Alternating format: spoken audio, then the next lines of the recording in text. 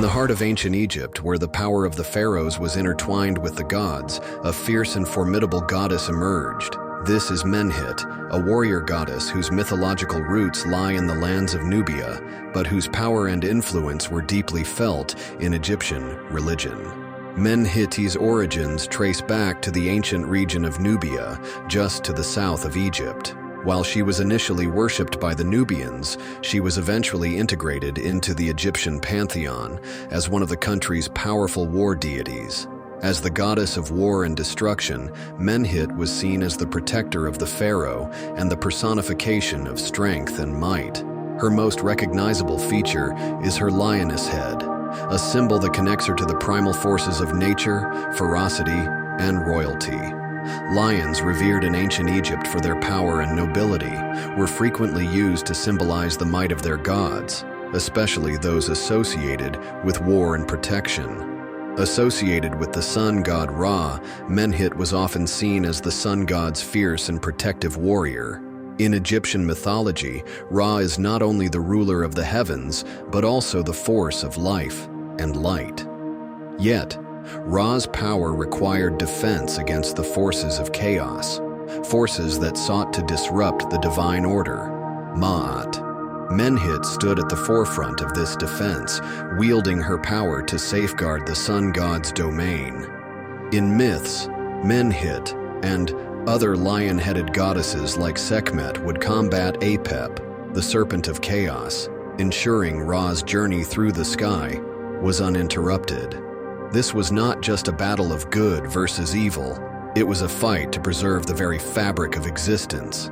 Menhit's primary centers of worship were located in Upper Egypt, particularly in the city of Esna, where her cult flourished. As one of the warrior goddesses of the Egyptian pantheon, she was not only linked to victory in battle, but also represented the protection of Egypt's borders, ensuring the stability of the kingdom. In some accounts, Menhit was believed to be married to Khonsu, the moon god. Together, they represented the complementary energies of the sun and moon, two celestial forces that governed the heavens. While Menhit embodied the sun's fiery strength and destruction, Khonsu represented the calm, guiding light of the moon. While Menhit fought chaos with her fiery nature, Khonsu provided a stabilizing, protective energy during the night. Menhit's identity often overlaps with that of Sekhmet, another lion-headed war goddess. Both are fierce protectors and embodiments of Ra's destructive power. However, they serve distinct roles in Egyptian mythology. Sekhmet is more closely associated with healing and plagues, balancing destruction with renewal. Menhit, on the other hand, is more singularly focused on warfare and defense. Pharaohs, especially those in Upper Egypt, would call upon her for protection and strength before they led their armies into battle. She was believed to lead the pharaoh's forces to victory, symbolizing the strength and ferocity needed to triumph in the harshest of conflicts. In times of war, Menhit was more than just a distant divine figure. She was a force to be reckoned with, revered and feared by those who sought to challenge Egypt's power. To the ancient Egyptians, the Nile was the very lifeblood of their civilization, and one god stood at the crossroads of creation and the river's sacred waters, Khnum, recognized by his ram's head, crowned with curved horns that symbolize strength, vitality, and fertility. These attributes made him an emblem of life itself, as central to human existence as the Nile. Known as the divine potter, Khnum played a critical role in Egyptian mythology. According to legend, he crafted human bodies on his potter's wheel, meticulously shaping not only their physical forms, but also their ka, the spiritual essence that accompanied each individual through life and into the afterlife. Khnum wasn't just a creator god. He was also believed to be the guardian of the Nile's source, the keeper of its life-giving waters. Each year, the river's inundation brought nutrient-rich silt to the farmlands, ensuring the prosperity of Egypt. This connection to the Nile made Khnum indispensable, not just spiritually, but also in the practical lives of the people. The ram's head, a symbol of Khnum, was more than just a nod to his association with fertility. Rams were revered animals in ancient Egypt, embodying power and virility. By adopting the ram's image, Khnum represented not only human creation, but also the Nile's regenerative and life-giving energy. According to myth, Khnum worked tirelessly at his potter's wheel, forming each individual with his hands. Using the rich, fertile clay of the Nile River, he created not only their bodies but also their ka, a spiritual double that was believed to accompany every person throughout life and into the afterlife. The ka was more than just a soul. It was a unique, divine blueprint representing a person's individuality and vitality. Khnum didn't just create physical life, he crafted the essence of who each person was, connecting them to the gods and the greater cosmos. In addition to ordinary people, Khnum also shaped the lives of Egypt's most exalted rulers. In royal birth myths, he is shown crafting the bodies of pharaohs on his potter's wheel, emphasizing their divine origin. These stories reinforce the belief that the pharaohs were not mere mortals, but chosen figures imbued with divine authority. As the guardian of the Nile source, Khnum ensured the river's annual inundation, which brought fertile silt to the farmlands. This inundation wasn't merely a natural event, it was a divine blessing, one that sustained Egypt's agriculture and civilization. To honor Khnum and secure his favor, Egyptians performed rituals and made offerings. Imagine a time before time itself, a world submerged in infinite waters of chaos. From these depths emerged Tatenen, a name that means the risen land or the emerging land. Tatenen symbolizes the earth's first breath, the fertile ground rising from the chaotic waters to bring forth life. In Egyptian mythology, Tatenen was no ordinary god. He represented the very foundation of the earth, the solid, stable land that gave life its beginning. His emergence from the watery abyss of Nun marked the first step toward creation, making him one of the most ancient and significant deities in Egyptian cosmology. Tatenen's roots trace back to the Old Kingdom, around 2686 to 2181 BCE. Although less prominent during this era, his presence in religious texts and temple inscriptions reveals his enduring importance to the Egyptians. Over time, his influence expanded, reaching new heights during the Middle and New Kingdoms. In Memphis, the ancient capital of Egypt, Tatenen's role evolved further. He became closely tied to Ptah, the revered creator god of Memphis. Together, they formed a powerful duality. Ptah as the divine craftsman who shaped the world, and Tatenen as the fertile ground upon which it was built. Tatenen was not only the physical land, but also its spiritual essence. He embodied the earth's stability and fertility, supporting life and creation. In this way, he bridged the natural and divine, a cornerstone of Egyptian religious thought. Gods weren't just worshipped for their powers, they were visualized with symbols that spoke volumes about their roles and significance. Tatenen, the god of the earth's emergence, is no exception. His iconography and symbolism reveal his profound connection to life, stability, and the cosmos. The god is often depicted as a man with striking green skin, a vivid representation of vegetation and fertility. For the Egyptians, green was the color of life itself, the lush crops, the blooming flora, and the eternal cycle of renewal. By embodying this color, he was the earth vitality, its ability to sustain and regenerate. He played a pivotal cosmic role as a mediator between chaos and order. Ancient Egypt, a land of majestic monuments, grand temples, and deep spiritual beliefs. For thousands of years, the people of Egypt looked to the gods to guide and protect them, and among these gods, none were as powerful or as revered as Amun. Who was Amun? How did he rise from a local deity of Thebes to become one of the most significant gods in the entire Egyptian pantheon? To understand Amun's incredible journey, we must first look at his name. The word Amun means the hidden one, representing a deity that is both present and unseen, a mysterious force that operates behind the scenes of creation, life, and death. Amun wasn't always at the forefront of Egyptian worship. In fact, he began as a relatively minor god of Thebes, a city far less prominent than Memphis or Heliopolis during Egypt's early dynasties. But as Thebes grew in power, so did Amun's influence. Through a combination of political changes and divine favor, Amun became the chief god of the powerful Theban rulers. These kings attributed their victories and successes to Amun, and in return, they lavished his temples with wealth and prestige. Over time, Amun was no longer just the god of Thebes. He became the king of the gods. In the next chapters of this story, we'll explore Amun's rise to dominance, his deep ties to Egyptian politics, and how his worship influenced not only Egypt, but also its surrounding regions. To start with, Amun was a humble and largely overlooked deity, worshipped in the small city of Thebes. Thebes itself was a minor player during the Old Kingdom. While cities like Memphis and Heliopolis flourished as centers of power and religion, Thebes remained on the fringes of the political landscape. But everything was about to change. Amun at this time was not a powerful god. He was a god of air and wind, representing the unseen forces that shaped the world. His name, meaning the Hidden One, reflects this role as the invisible, mysterious energy behind creation and life. Though he was unseen, Amun's power was always there, present in the air that people breathed and in the wind that carried life-sustaining water across the Nile Delta.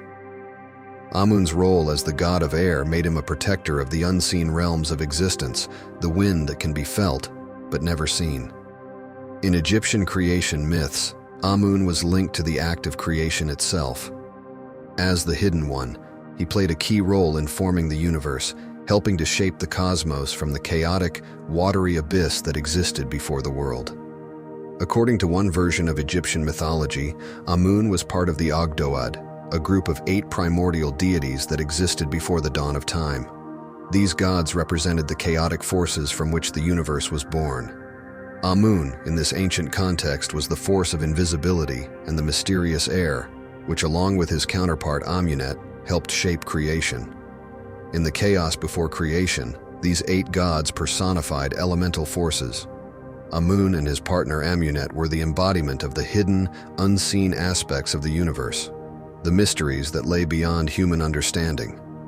As Thebes grew in power during Egypt's Middle Kingdom, so too did Amun's prominence.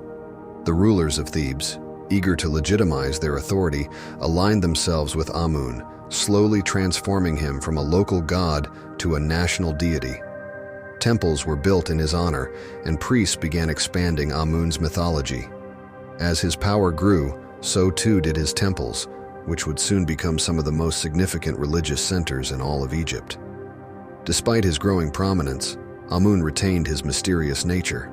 He was the god who acted in secret, who moved through the unseen and gave life to all things, but remained hidden from the eyes of mortals. This duality, both present and invisible, made Amun uniquely powerful among the Egyptian gods. As the Middle Kingdom of Egypt dawned, a small but determined city began to emerge from the shadows. Thebes. Once a minor settlement on the banks of the Nile, Thebes was poised to become the heart of a new Egyptian empire. And at the center of this transformation was the god Amun. The rise of Amun is inseparable from the rise of Thebes itself. As Thebes grew in military and political strength, its rulers sought a powerful symbol to legitimize their rule and unify their people. They turned to Amun, the hidden god. This elevated him from a local deity to the divine protector of their city. In the eyes of Theban kings, Amun became not just a god, but a source of royal legitimacy. His invisible hand was believed to guide their decisions, and his favor was seen as crucial to their success. As Thebes expanded its influence, so too did the cult of Amun. One of the most significant symbols of Amun's growing power was the Temple of Karnak. Situated near the heart of Thebes, this temple would become the spiritual and political epicenter of the Egyptian world. Construction began in earnest during the Middle Kingdom, and the temple grew into the largest religious complex in Egypt. Pharaohs poured vast wealth into expanding the temple, each ruler seeking to honor Amun with ever more impressive structures and offerings. In return, they believed that Amun granted them divine favor, securing their reign and guiding them to victory in battle. As Amun's influence spread, he began to absorb the identities of other local gods. Two of the most important deities merged with Amun during this time were Montu, the war god of Thebes, and Min, the fertility god. By incorporating Montu's martial prowess, Amun became a god of war, a divine warrior whose will determined the outcomes of battles. And by absorbing Min, Amun also became associated with fertility, ensuring both the prosperity of the land and the continuity of the royal line. The Egyptian pharaohs claimed their military victories were carried out under Amun's will. Before any major campaign, the pharaoh would seek the blessing of Amun, offering lavish tributes to ensure his favor. When victories were won, it was not just the skill of the soldiers or the strategy of the generals that was celebrated. It was Amun who had willed the victory. They were no longer just kings. They were the chosen ones of Amun, his living representatives on earth. And it was under this banner of divine legitimacy that Thebes began to expand its territory, eventually uniting all of Egypt under its rule. The once local god of air and wind was now worshipped across the entirety of Egypt, with temples in his honor springing up from the Nile Delta to Nubia. The growth of Amun's priesthood during this time was extraordinary. As Thebes grew richer and more powerful, the temples of Amun amassed great wealth. The priests, now influential advisors to the pharaohs, controlled vast estates and resources, making the Temple of Amun a political and economic powerhouse. Through war, fertility, and kingship, Amun had solidified his place as the supreme deity of Egypt. The once hidden god of Thebes now stood as the mightiest force in the Egyptian cosmos, guiding the fates of both rulers and commoners alike. Throughout Egypt's long history, two gods stood at the center of its divine order: Amun, the hidden force behind existence, and Ra, the sun god, whose daily journey across the sky symbolized life, death, and rebirth. But in time, by merging Amun with Ra, the Egyptians unified the visible and invisible aspects of the universe, creating a god of unparalleled cosmic significance. Amun-Ra became more than just a god of the air or the sun. He was now the supreme ruler of both the physical and spiritual worlds. He was the hidden force behind creation and the visible power that gave life to all through the light of the sun. Amun-Ra's influence stretched across the heavens and the earth. His power was considered limitless, and he was worshipped as the divine king who reigned over the universe. In this new form, Amun-Ra became Egypt's supreme deity, embodying both the majesty of kingship and the eternal cycle of life, death, and rebirth. It had practical significance in the lives of the Egyptian people. Amun-Ra's worship became central to Egyptian religious life, and grand festivals were held in his honor, including the Apep festival. The Apep festival, one of the most important annual events in ancient Egypt, celebrated the renewal of the king's divine power and his connection to Amun-Ra. During the festival, statues of Amun-Ra, his consort Mut, and their son Khonsu were paraded from the Karnak temple to the Luxor temple. This journey symbolized the god's blessing on the pharaoh and his continued rule over the land. It was a time of unity and renewal. As Amun-Ra blessed the king, so too did he bless the people, ensuring the prosperity of the land and the success of Egypt in war and peace. Through his merger with Ra, Amun's role expanded far beyond that of a local deity. Now, as Amun-Ra, he was worshipped throughout the entire Egyptian empire. His temples grew more opulent, his priests more powerful, and his festivals more grand. Pharaohs proudly proclaimed their divine right to rule through Amun-Ra, and even military victories were attributed to his will. In the coming years, Egypt would face internal upheaval that threatened even the most powerful of gods. A new pharaoh, Akhenaten, would attempt to upend the entire religious system, rejecting Amun-Ra in favor of a single god, Atum. Ancient Egypt, a land of great mysteries and profound spirituality, a civilization that flourished for over 3 millennia, leaving behind a legacy that continues to captivate the world today. Central to this enduring fascination is the rich tapestry of Egyptian mythology, where gods and goddesses shaped every aspect of life, death, and the afterlife. Khonsu, his name means traveler or wanderer, a fitting title for the god who guides the moon across the night sky. But Khonsu is more than just a lunar deity. He is a protector, a healer, and a symbol of rejuvenation. Yet, his role extends far beyond celestial movements. Khonsu is revered as a powerful healer, invoked in times of illness and distress. In some myths, his powers were even sought by foreign kings, desperate for his divine intervention. So let us begin our journey under the light of the moon as we explore the history and significance of Khonsu, the Egyptian god of the moon. Our earliest glimpses of Khonsu come from the pyramid texts, some of the oldest religious writings in the world. These texts, inscribed on the walls of royal tombs during the Old Kingdom, reveal Khonsu as a god connected to the moon, a celestial traveler who illuminates the night sky and protects the dead on their journey to the afterlife. Initially, Khonsu's role was relatively minor, especially when compared to the great solar deity, Ra. However, as the centuries unfolded, Khonsu's character began to evolve. By the time of the Middle Kingdom, Khonsu was no longer just a guardian of the night. He had become a vital part of the Egyptian pantheon, known for his healing powers and his connection to the cycle of life and death. As Khonsu's importance grew, he began to be associated with other powerful deities. He was often linked with Ra, the sun god, and Thoth, the god of wisdom and writing. In many myths, Khonsu is depicted working alongside these gods, helping to maintain the balance of the cosmos. In this role, Khonsu was seen as a key figure in the eternal struggle against chaos. Each night, he would join Ra in the solar bark, battling the serpent Apophis, who sought to devour the sun and plunge the world into darkness. Through these myths, Khonsu's role as a protector was solidified, not just in the physical world, but in the spiritual realm as well. Khonsu's prominence reached its pinnacle during the New Kingdom, particularly in the city of Thebes, where he became part of one of the most important divine families, the Theban triad. This triad consisted of Amun, the king of the gods, Mut, the great mother goddess, and their divine son, Khonsu. In this triad, Khonsu's role as the son of Amun and Mut symbolized the moon's relationship with the sun and the earth.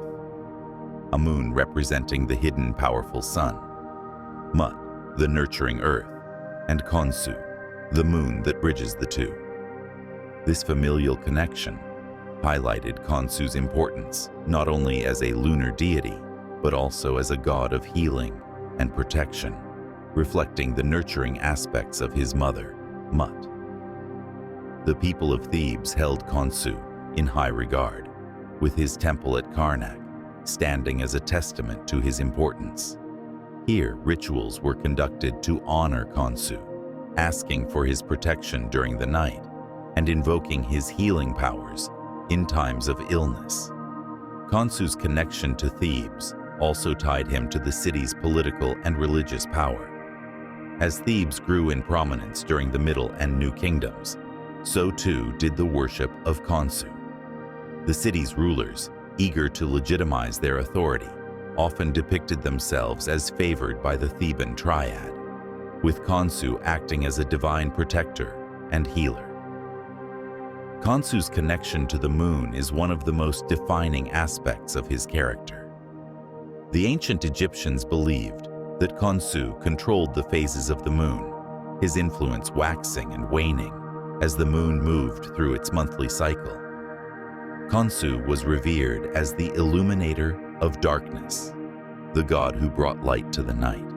His presence was seen as a comfort, a beacon of hope in the dark hours when the dangers of the night were most feared. But the moon's journey was not without peril.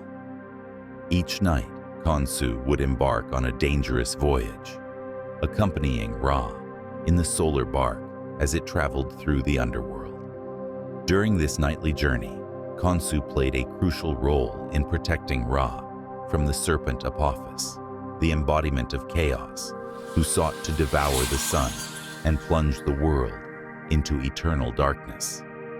It was Khonsu's task to battle this fearsome serpent, using his lunar powers to drive it away and ensure that the sun would rise again. This nightly battle between Khonsu and Apophis symbolized the eternal struggle between order and chaos, light and darkness.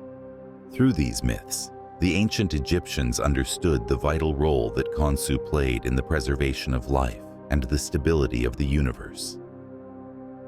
Khonsu was not only a guardian of the night, he was also a powerful healer.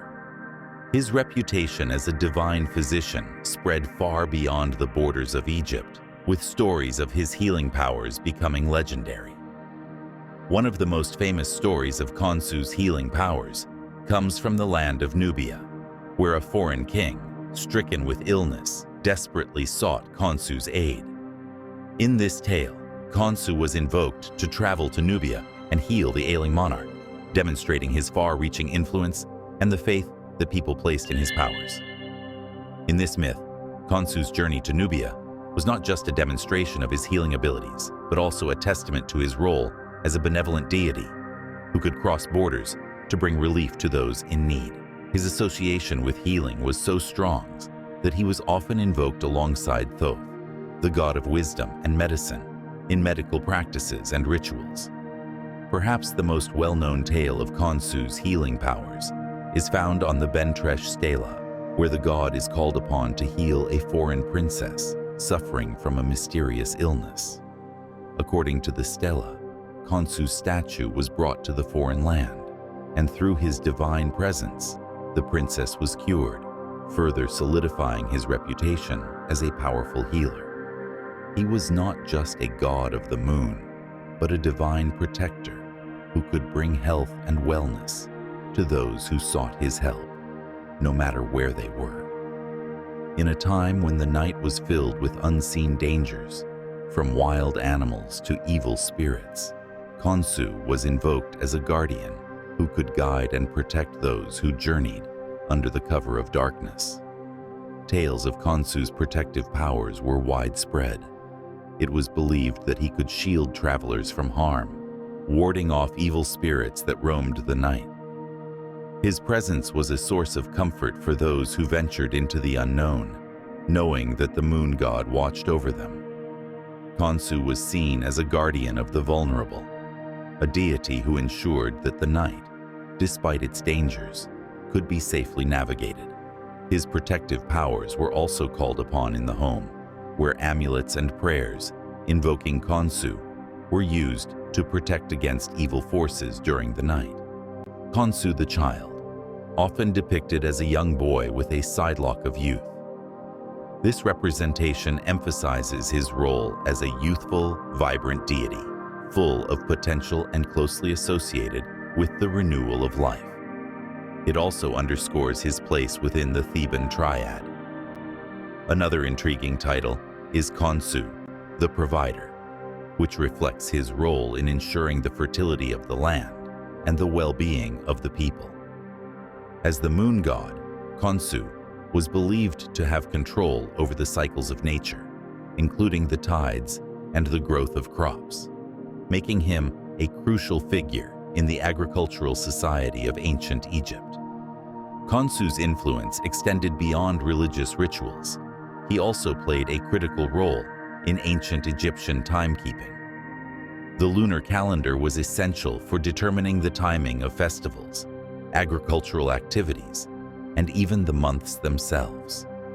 The phases of the moon, under Khonsu's watchful eye, guided the Egyptians in their daily lives, helping them align their activities with the natural world. But perhaps one of the most mysterious aspects of Khonsu's worship is the rituals associated with lunar eclipses. To the ancient Egyptians, a lunar eclipse was a time of danger, when Khonsu's light was temporarily obscured by the forces of chaos. Special rituals were conducted to protect the moon god and ensure his safe return to the night sky. These rituals, shrouded in secrecy, hint at the deep reverence and fear that lunar phenomena inspired in ancient Egyptian society.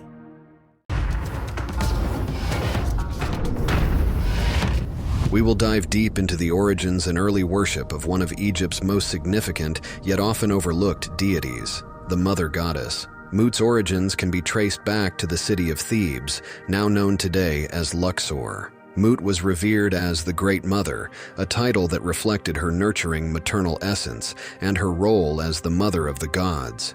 The name in Egyptian simply translates to mother, emphasizing her role as a maternal figure, not only to the gods but to the entire cosmos. Her name carried immense weight, symbolizing both the literal and spiritual aspects of motherhood. As the ancient Egyptians believed, she was the source of all life. Despite her later prominence, Mut's early origins remain somewhat mysterious. She likely began as a local deity in Thebes, but by the Middle and New Kingdom periods, her influence grew exponentially, alongside the rise of Amun, who became the most powerful god in Egypt. As Amun's stature increased, so too did Mut's, cementing her place as the queen of the gods. Interestingly, it was the rise of Thebes as a political and religious center that helped her ascend from a regional deity to a central figure in the Egyptian pantheon. As Thebes flourished, so too did the worship of the Theban triad. The relationship between Mut, Amun, and Khonsu wasn't just familial, it was symbolic of cosmic order. Together, they represented a balance of power. Amun, the unseen force of creation, Khonsu, the celestial regulator, and Mut, the nurturing mother who kept it all in harmony. One of Mut's most important religious centers was the Karnak temple complex, where she had a grand precinct dedicated entirely to her. This temple, located just south of Amun's larger temple, was a testament to her growing importance. The connection between these temples symbolized the deep bond between Mut and Amun. At Karnak, the temple was home to numerous statues and representations of the goddess, often showing her with the double crown of Upper and Lower Egypt. This imagery reinforced her position as a mother not only to the gods, but to the pharaohs and people of Egypt. She was both nurturing and powerful, embodying the stability and prosperity of the land itself. Mut was deeply connected to the sky and water, two powerful symbols of life and creation in Egyptian mythology. The sky represented her divine presence, watching over the world, while water symbolized fertility and the flow of life. Just as the Nile was the lifeblood of Egypt, Mut was the lifeblood of the cosmos. Her nurturing presence was often invoked during times of need, whether for the fertility of the land or for protection in war.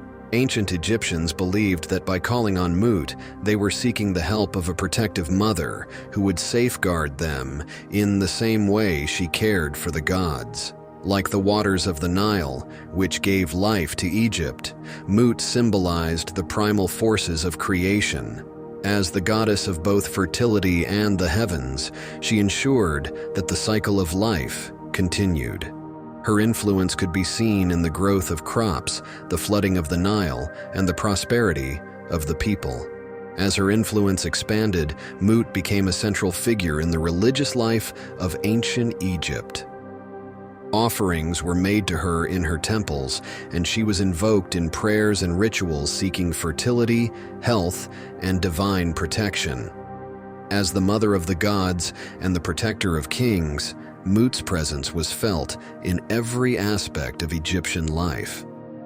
She held a unique place in the Egyptian pantheon, embodying divine royalty and the power of protection. Revered as the mother of gods and the queen of the heavens, Mut was deeply connected to Egypt's royal authority and the ruling pharaohs. Mut was revered as a powerful protector of the king. She was a guardian of divine royalty itself. This maternal yet fierce role is what set Mut apart as a symbol of both authority and protection, traits essential to the pharaoh's divine rule. The pharaohs considered themselves under her watchful care, receiving her divine endorsement and strength to rule. In return, they honored her with grand temples and elaborate festivals. She was distinct from other prominent mother goddesses like Isis and Hathor. Isis, known for her loyalty and devotion, was associated with the resurrection myth of Osiris and had a role that emphasized love and the afterlife. Hathor, the goddess of joy, fertility, and motherhood, was closely tied to music, dance, and fertility, often depicted as the nurturing cow goddess who provided sustenance. Mut, however, combined aspects of both Isis and Hathor with a unique emphasis on royalty, strength, and fierce protection. She was not only the mother, but the queen, embodying strength in the realm of gods and humans alike. Her association with Amun, one of the most powerful gods in Egyptian religion, further elevated her status. As his divine consort, Mut's position became all the more powerful, merging her identity with that of a universal mother and queen, not just for gods, but for all creation. In some depictions, Mut appears with the head of a lioness, a symbol of strength and ferocity in Egyptian mythology. The lioness form was often linked to goddesses associated with war and protection, like Sekhmet. Mut's lioness aspect highlighted her capacity to defend her family, her people, and Egypt itself. Pharaohs looked to Mut's strength as both a model and a divine guarantee of their own power, especially in times of conflict.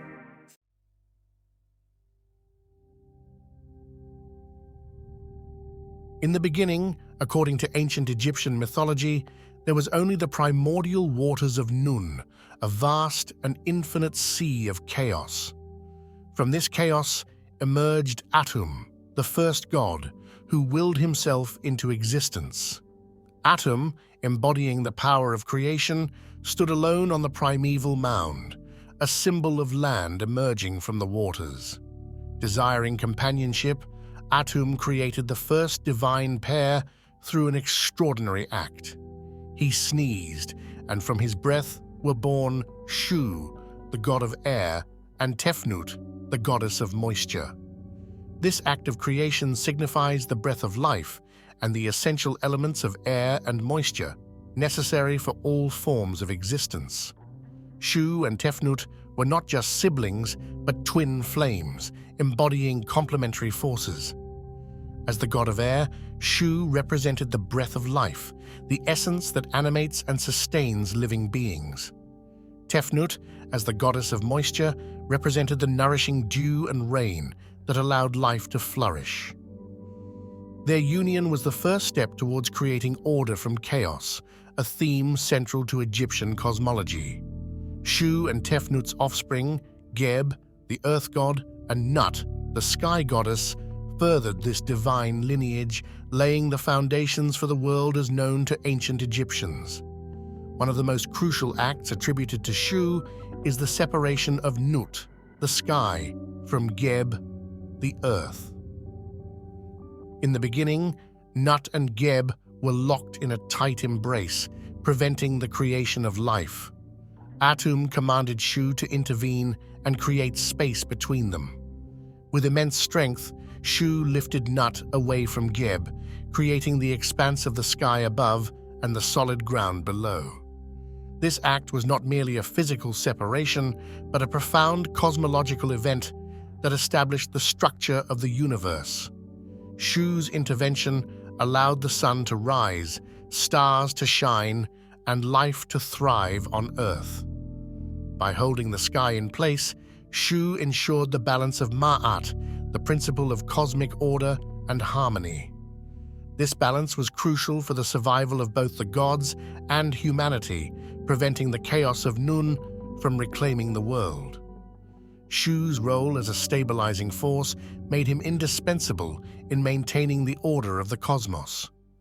Through this act, Shu became a symbol of stability and protection, embodying the life-giving breath of the wind and the clarity of light.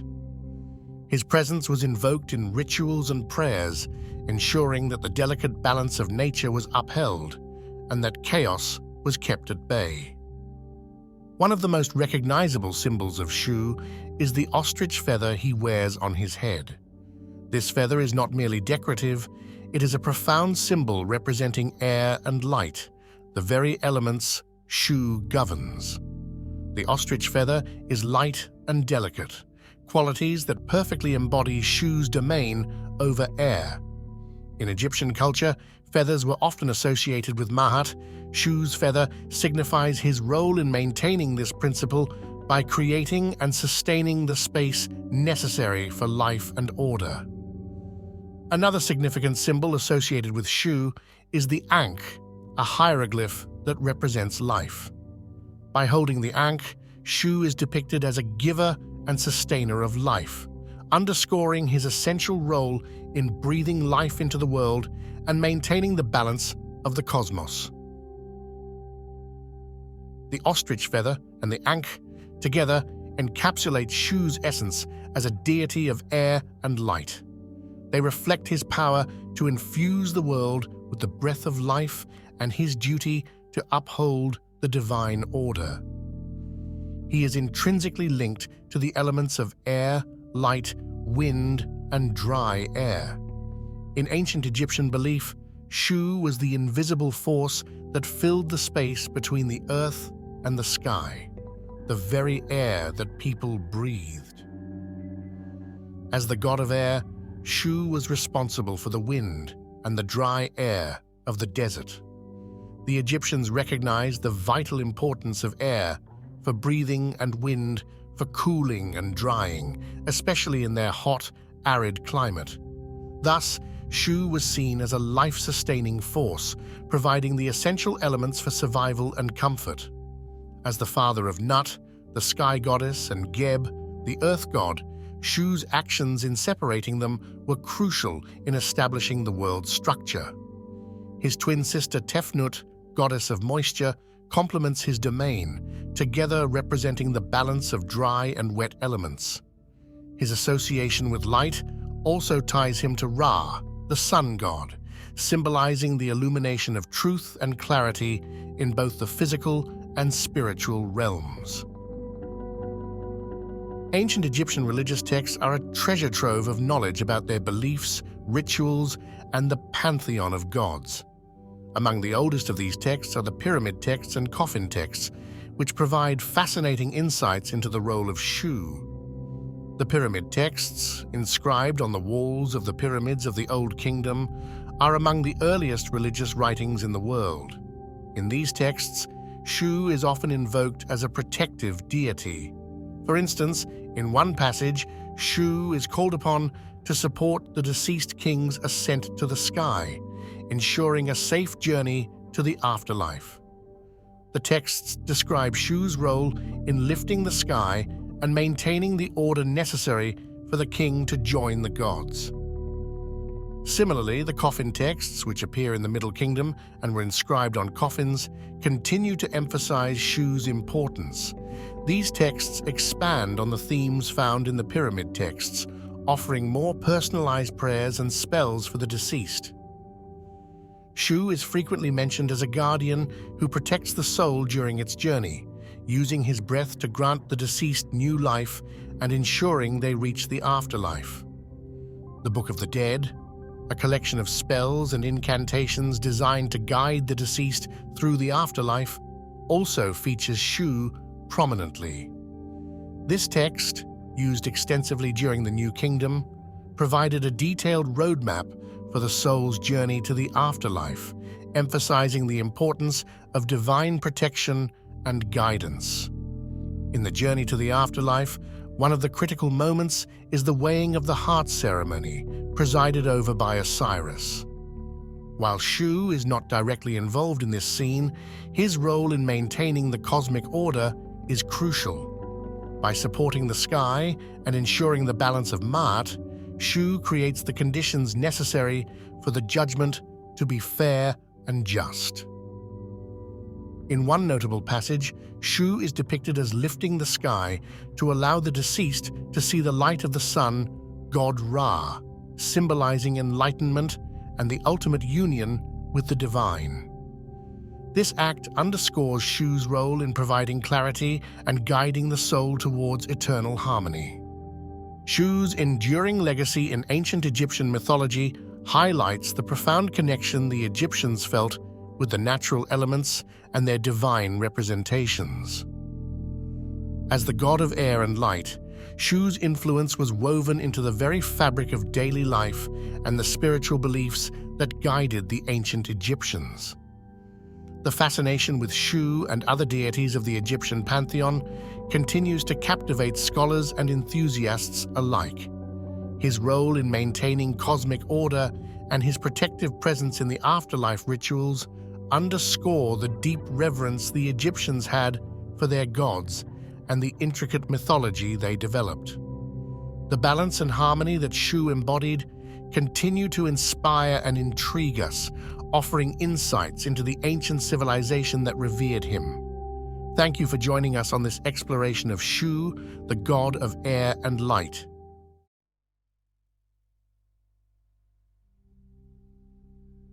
As we immerse ourselves in the rich tapestry of ancient Egypt, Thoth emerges as a luminary figure, a god whose influence spans the realms of wisdom, magic, and cosmic balance.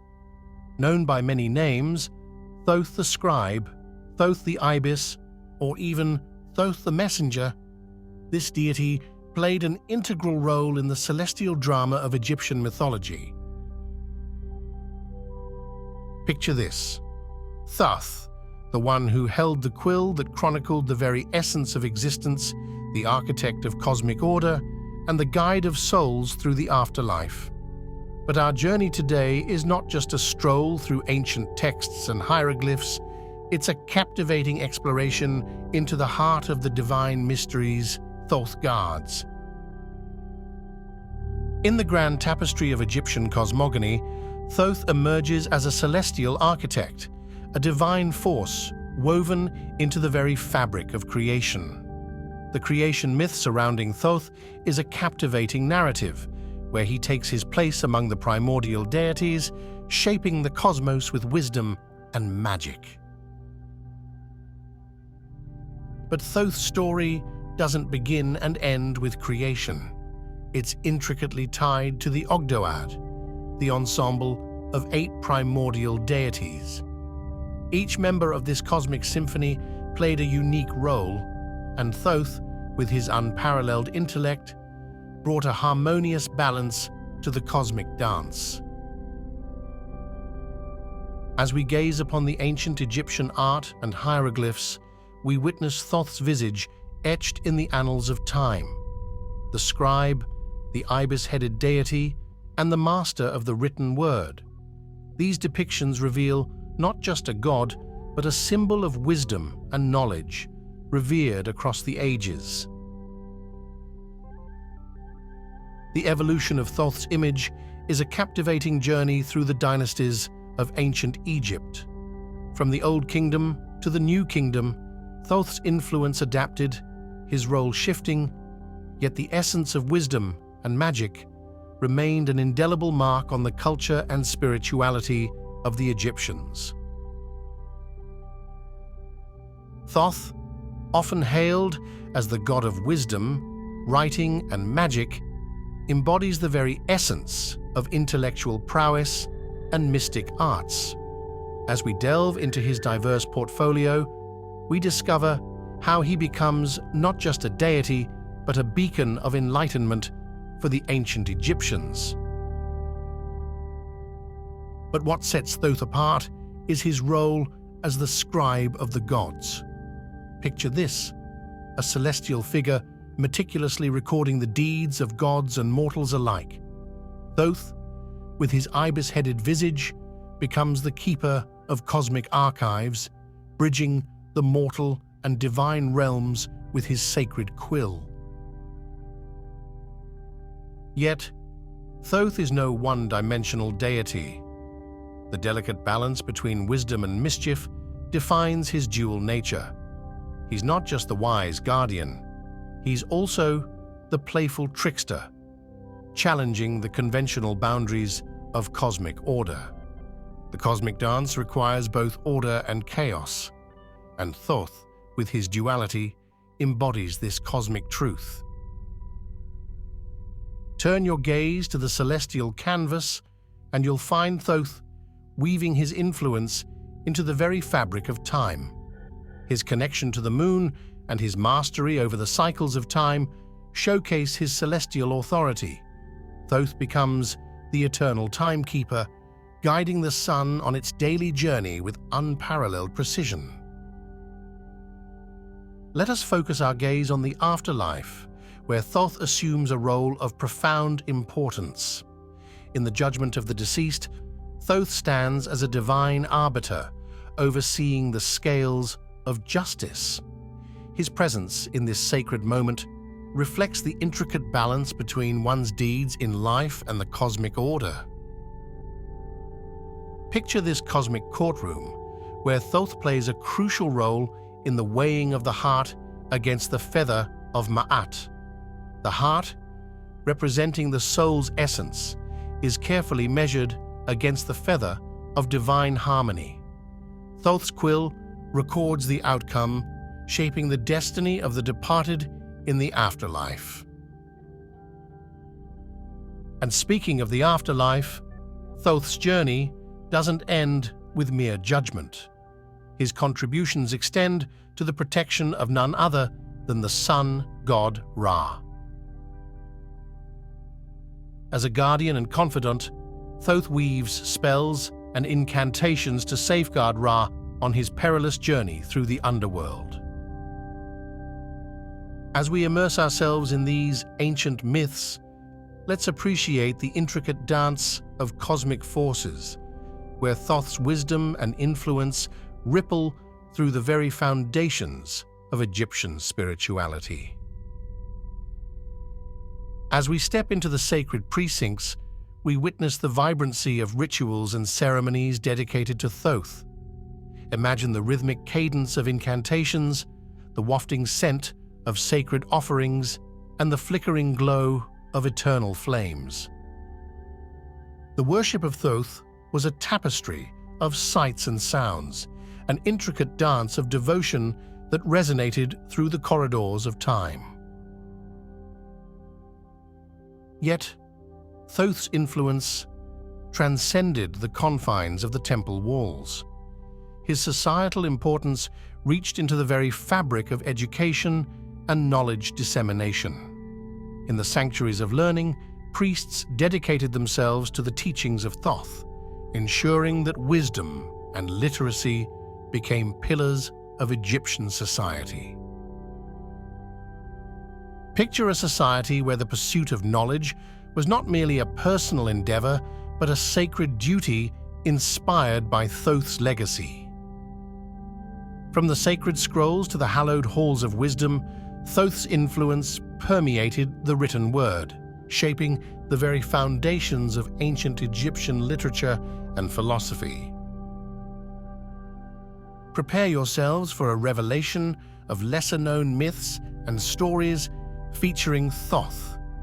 Beyond the well-trodden paths of Egyptian mythology, there exist hidden narratives that shed new light on Thoth's cosmic role.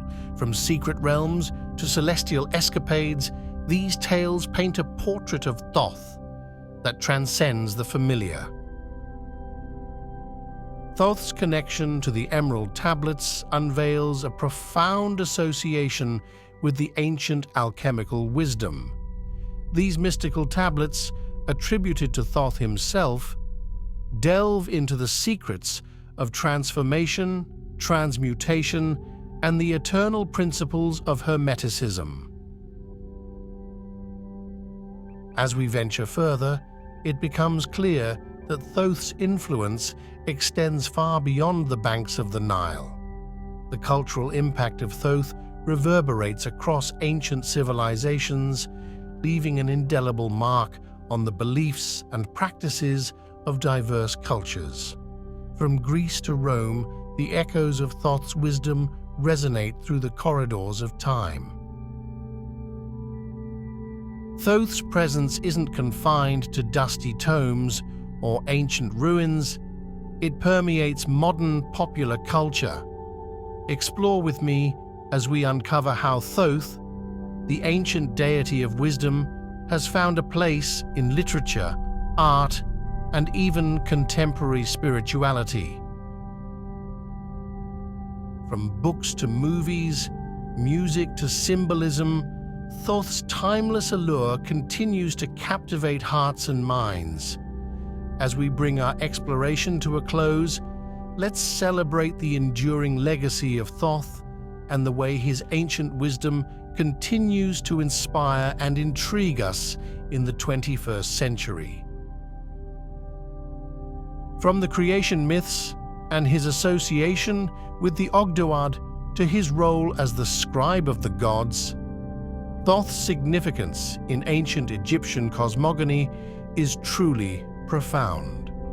The delicate balance between wisdom and mischief, his connection to the moon, and the timeless symbolism associated with him reflect the multifaceted nature of this divine figure.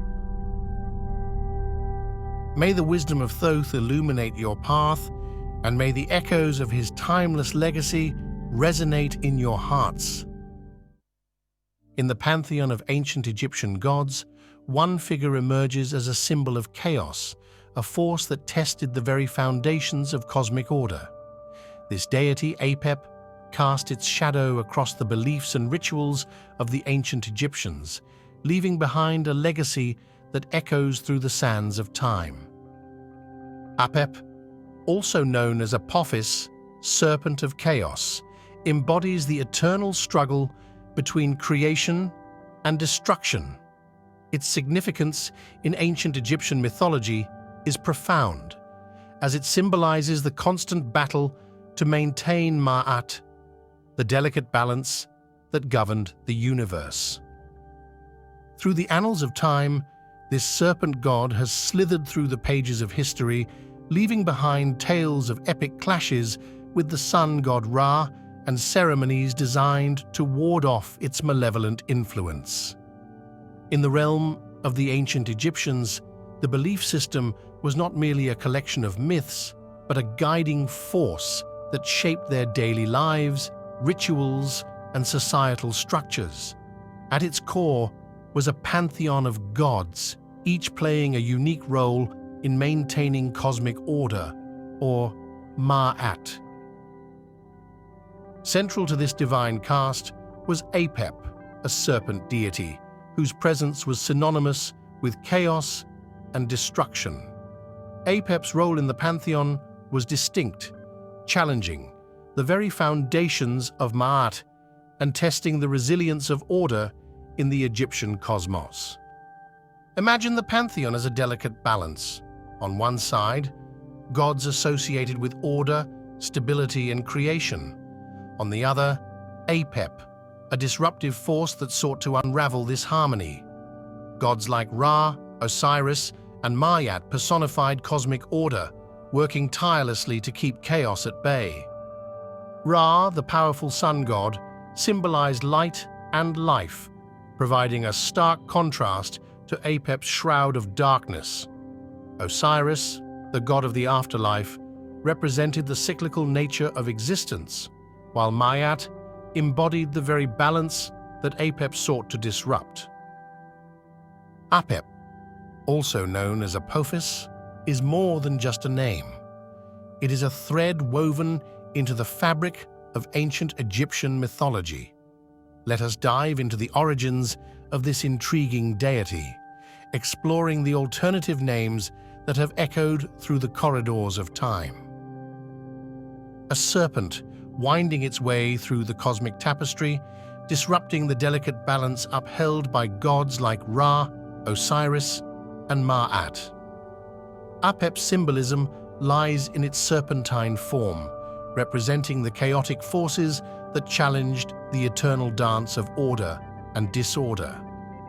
Let's turn our gaze to the epic battles between Apep and the sun god Ra, a clash of cosmic titans that unfolded daily in the realms of Egyptian mythology. These mythical confrontations weren't just tales of deities, they symbolized the eternal struggle between light and darkness, good and evil. Ra, the radiant sun god, embarked on a perilous journey through the underworld each night, facing the relentless onslaught of Apep, the serpent of chaos.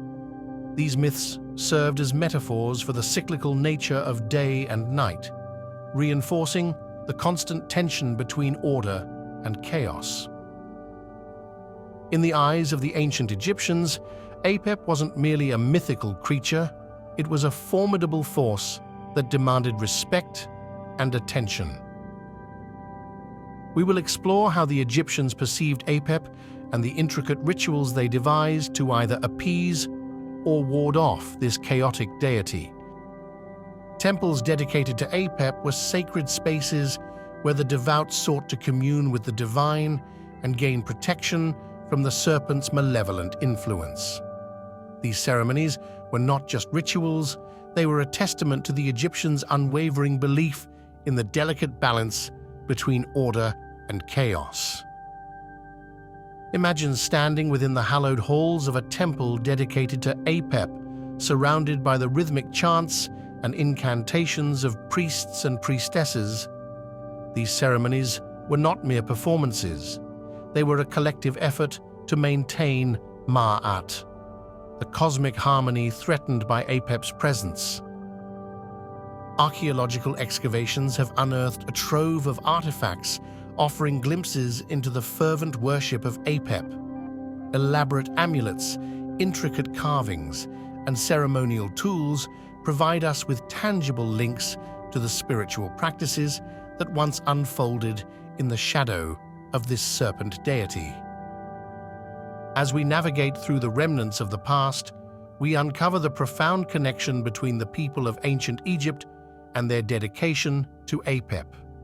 The artifacts speak of a civilization that sought divine protection, forging a spiritual shield against the chaos that loomed on the horizon. As civilizations evolve, so too do their belief systems. Apep, once a formidable force in the pantheon of Egyptian gods, experienced a subtle decline over time.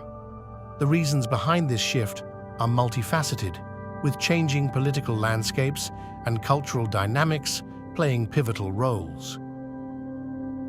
Political upheavals, the rise and fall of empires, and the emergence of new belief systems all contributed to the altering spiritual landscape of ancient Egypt. Apep, once a central figure in the cosmic drama, saw a diminishing role as societal values and priorities evolved. Yet, as deities often do, Apep underwent transformations in the face of changing times. In later periods, we witness reinterpretations of this serpent god, adapting to the evolving spiritual needs of the people.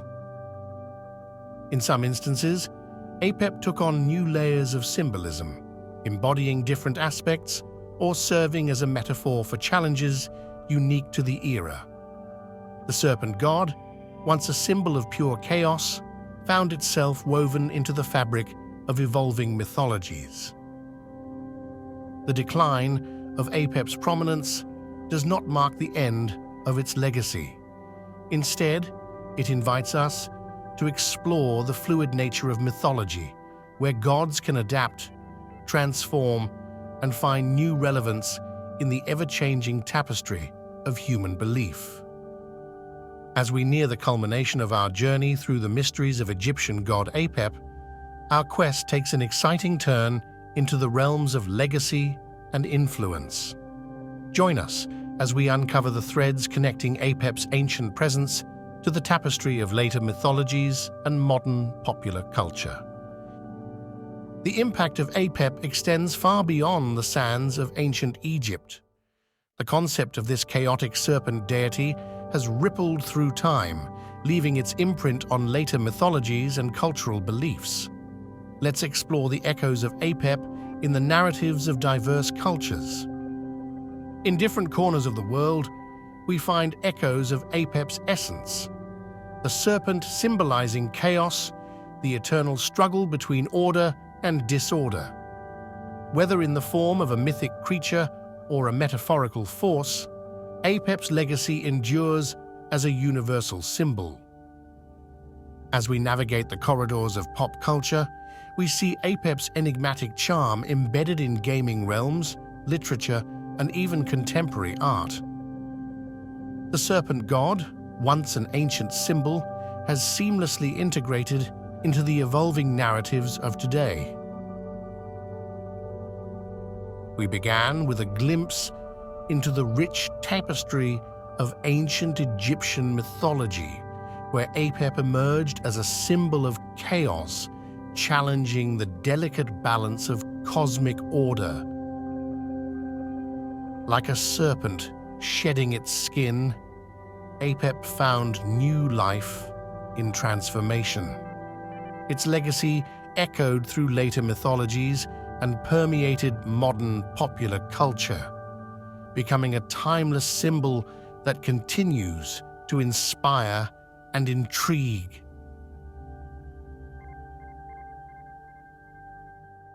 In the land of ancient Egypt, mythology wasn't just stories, but a sacred tapestry woven into the very fabric of society.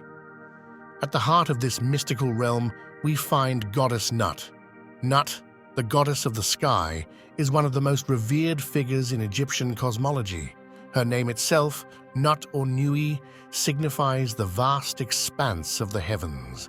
Her importance in ancient Egyptian culture cannot be overstated. She was the very embodiment of the cosmos, the overarching sky under which all life existed. Depicted as a woman whose body arches over the earth, Nut is often portrayed adorned with stars, symbolizing her connection to the celestial realm. Nut's significance goes beyond mere representation. She played a crucial role in Egyptian cosmology, where she was believed to swallow the sun each evening and give birth to it anew each morning. This cyclical journey of the sun symbolized the eternal cycle of life, death, and rebirth, a concept deeply ingrained in Egyptian religious beliefs. As we embark on our exploration of Nut's mythology, we'll uncover the layers of symbolism and meaning behind her divine presence, shedding light on the mysteries of ancient Egypt. Let us unravel the captivating world of Goddess Nut. To understand the origins of Goddess Nut, we must journey back to the dawn of Egyptian civilization, where mythology intertwined with the very essence of existence. In the beginning, there was only chaos, a swirling abyss from which all life emerged. From this primordial chaos arose the gods and goddesses, including the illustrious Nut. Nut, whose name means sky or heaven, emerged as one of the most prominent figures in Egyptian cosmology. She was born from the union of Shu, the god of air, and Tefnut, the goddess of moisture. As the daughter of Shu and Tefnut, Nut occupied a central place within the Egyptian pantheon. She was revered as the mother of many deities, including Osiris, Isis, Seth, and Nephthys. Nut's significance extended far beyond her familial ties. She was the personification of the sky itself, her body arching over the earth, her star-studded form symbolizing the infinite expanse of the heavens. As the goddess of the sky, Nut was intimately connected to the cycles of nature and the cosmic order. She was believed to swallow the sun each evening, guiding it through the underworld before giving birth to it anew each morning. This daily journey of the sun mirrored the eternal cycle of life, death, and rebirth, with Nut serving as the guardian of this celestial passage. Throughout ancient Egypt, temples were erected in honor of Nut, where priests and priestesses performed rituals to honor her divine presence and ensure cosmic harmony.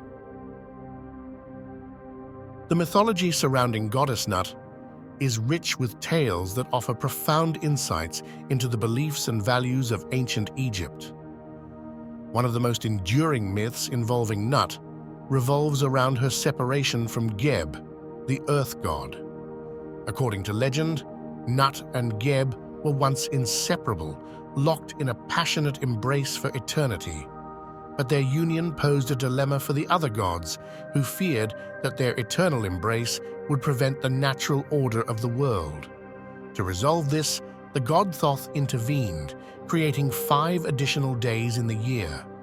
With these additional days, Nut was able to arch her body over the earth, creating the sky above and allowing the cycles of nature to continue unabated. Thus, Nut and Geb were forever separated, yet eternally connected. The symbolism behind this myth is profound. Nut's separation from Geb represents the division between the heavens and the earth, the tangible and the celestial. It reflects the delicate balance of opposing forces in the natural world. Nut's role extends beyond the cosmic realm.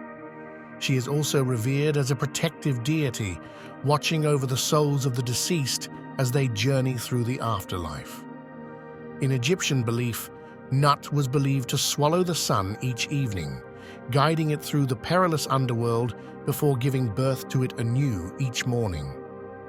This cycle of death and rebirth mirrored the journey of the soul through the afterlife. Priests and priestesses invoked Nut's name in funeral rituals, seeking her protection and guidance for the deceased as they navigated the treacherous waters of the underworld. Throughout the annals of Egyptian art, the goddess Nut has been immortalized in a myriad of captivating depictions. In ancient Egyptian hieroglyphs and reliefs, Nut is often portrayed as a woman with her elongated body arched across the sky, her limbs adorned with stars and celestial motifs. This iconic imagery of Nut's arched form symbolizes her role as the overarching sky, embracing the earth and all of creation within her celestial embrace.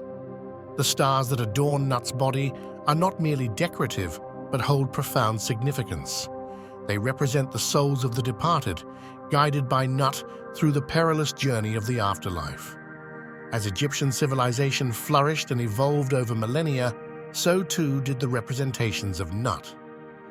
In different regions of Egypt, artists depicted Nut in unique styles, adapting her imagery to suit local beliefs and customs. In Upper Egypt, Nut was often portrayed with a more angular and stylized appearance, reflecting the artistic conventions of the region. In Lower Egypt, her depictions tended to be more fluid and naturalistic. As the centuries passed, Nut's representations underwent subtle changes, reflecting shifts in religious beliefs and cultural influences. Yet her essential attributes remained constant, symbolizing the timeless truths of Egyptian cosmology. From the earliest hieroglyphs to the grand temple reliefs, Nut's image served as a visual reminder of the interconnectedness of the heavens and the earth, inspiring awe and reverence in all who beheld her. In the heart of ancient Egypt, temples dedicated to the goddess Nut stood as sacred sanctuaries, where devotees gathered to honor her divine presence and seek her blessings. The cult worship of Nut was deeply ingrained in Egyptian society, with rituals, festivals, and ceremonies held throughout the year to pay homage to the revered goddess of the sky. Priests and priestesses played a central role in these religious observances, acting as intermediaries between the mortal realm and the divine. They meticulously performed rituals to ensure cosmic harmony and appease the goddess. One of the most significant festivals dedicated to Nut was the Feast of Nut, celebrated annually during the inundation of the Nile. This festival honored Nut's role in providing life-giving water to the land. During these festivals, worshippers would gather in temples adorned with images of Nut, offering prayers, incense, and symbolic offerings to appease the goddess and ensure a bountiful harvest. The temples dedicated to Nut served as sacred spaces where devotees could commune with the divine and seek guidance in times of need. These magnificent structures were adorned with intricate carvings and paintings depicting the goddess in all her splendor. Priests and priestesses dedicated their lives to serving Nut, conducting daily rituals to honor her divine presence and maintain cosmic order. They meticulously cared for the temples, ensuring that they remained pristine and sanctified. Offerings of food, drink, and precious treasures were made to Nut as tokens of devotion, symbolizing the reciprocity between the mortal realm and the divine. Nut is the personification of the sky, her outstretched body spanning across the heavens, embracing the earth and all of creation within her cosmic embrace. One of Nut's most significant associations is with the sun god Ra, who traverses her celestial form each day, emerging from her mouth at dawn and being swallowed by her at dusk. This cyclical journey of Ra symbolizes the eternal cycle of life, death, and rebirth, with Nut serving as the vessel through which the sun god is reborn each morning. Nut's association with Ra extends beyond the celestial realm to the realm of the afterlife. In Egyptian belief, Nut guides the souls of the deceased through the perilous journey of the underworld, ensuring their rebirth into the next life. This concept of rebirth and regeneration was central to Egyptian cosmological beliefs, and Nut's imagery played a crucial role in funerary rituals and ceremonies. In tombs and funerary texts, Nut is often depicted as a protective deity, sheltering the deceased in her celestial embrace and guiding them safely to the afterlife. Priests and priestesses invoked Nut's name in funeral rites, offering prayers and incantations to ensure the soul's safe passage through the underworld. We hope that this journey has sparked a newfound curiosity and appreciation for Egyptian mythology, a rich tapestry woven with stories of gods and goddesses, and a profound understanding of the cosmos. Our exploration doesn't end here. We invite you to continue your journey into the depths of Egyptian mythology, uncovering the hidden truths and ancient wisdom that still resonate with us today. Whether you're drawn to the celestial mysteries of Nut, the epic tales of Osiris and Isis, or the enigmatic symbols of the pyramids, there's always more to discover and learn. Let us continue to explore the wonders of history and mythology together. Welcome to the mystical world of ancient Egypt, where gods walked among mortals and legends were born in the sands of time.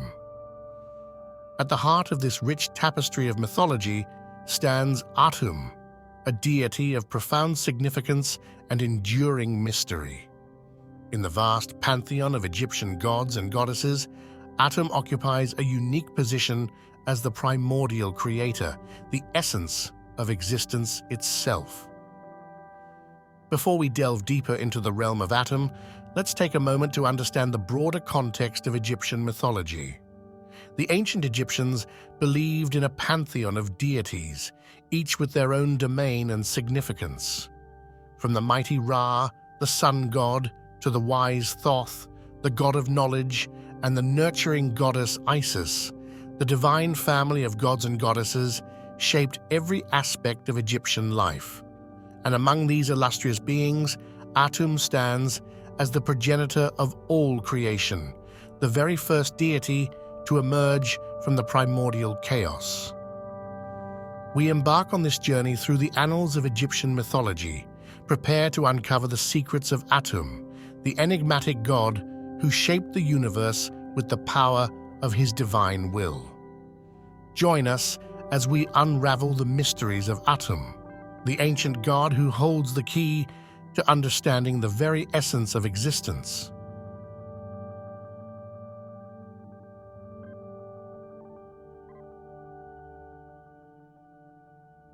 In the beginning, there was only the vast expanse of the primordial waters of Nun, the very essence of chaos and potentiality.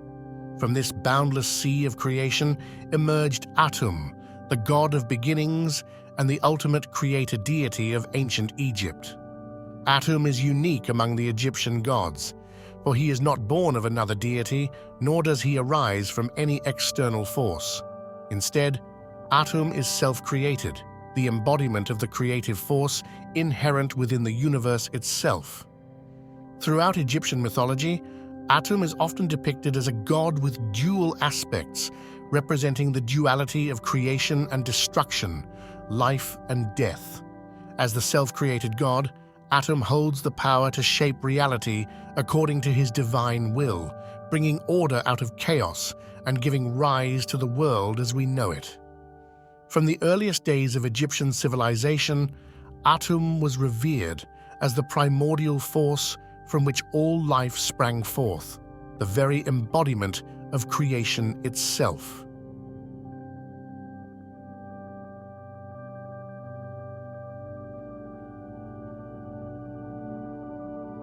Atum, the enigmatic creator deity of ancient Egypt, is surrounded by a rich tapestry of symbols and epithets that reveal the depths of his divine nature.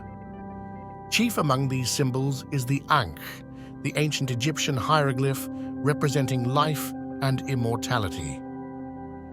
Atum, as the creator of all life, holds the power to grant eternal existence to those who worship him. The sun disk, or Aten, is another emblem closely associated with Atum, symbolizing his role as a solar deity and the source of all light and warmth in the world. The scepter, or was, is a symbol of authority and divine power, often wielded by Atum as a sign of his dominion over the universe and its inhabitants. In addition to these symbols, Atum is also known by a variety of epithets that speak to his multifaceted nature. Titles such as the Complete One and Lord of the Two Lands underscore his status as the ultimate source of all existence and the ruler of both Upper and Lower Egypt. Perhaps most significant of all is Atum's association with the sun, the celestial body that illuminates the world and sustains all life upon it. As the sun rises and sets each day, so too does Atum symbolize the eternal cycle of creation and renewal, guiding humanity on its journey through the endless expanse of time.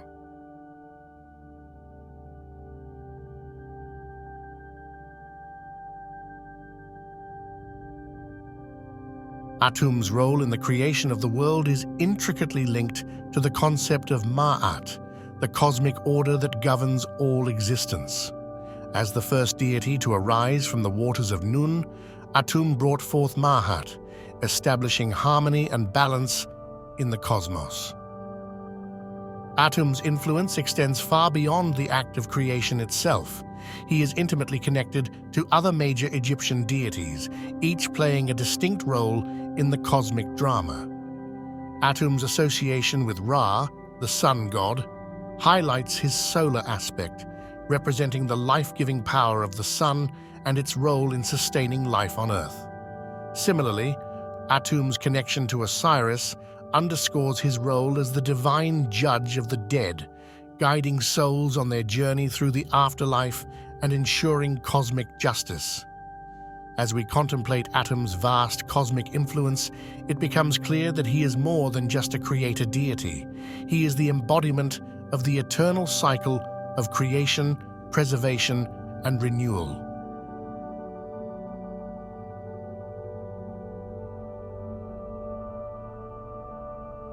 Throughout the annals of ancient Egyptian history, Atum has been immortalized in art and architecture, his divine presence woven into the very fabric of society.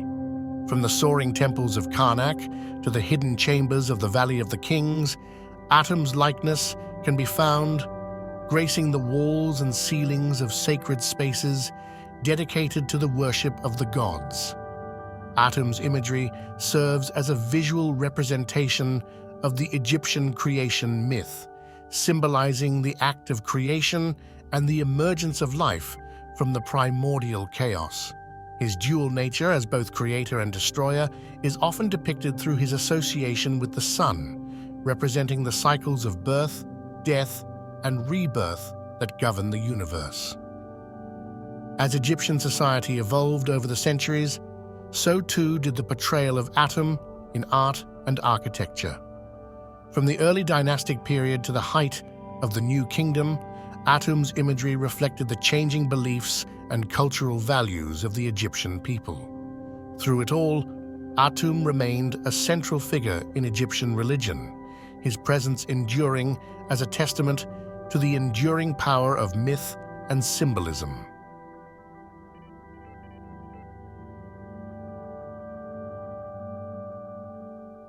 In the heart of ancient Egypt, the cult of Atum flourished, drawing devotees from far and wide to worship at his sacred temples and partake in rituals that honored the divine creator.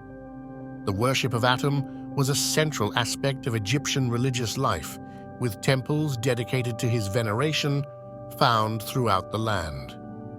These temples served as focal points for religious ceremonies and rituals conducted by priests trained in the ancient rites of the gods.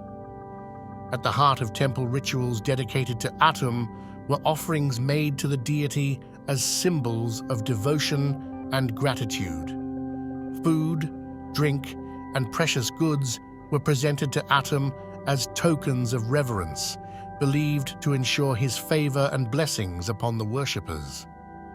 Atum's importance extended beyond the confines of the temple walls.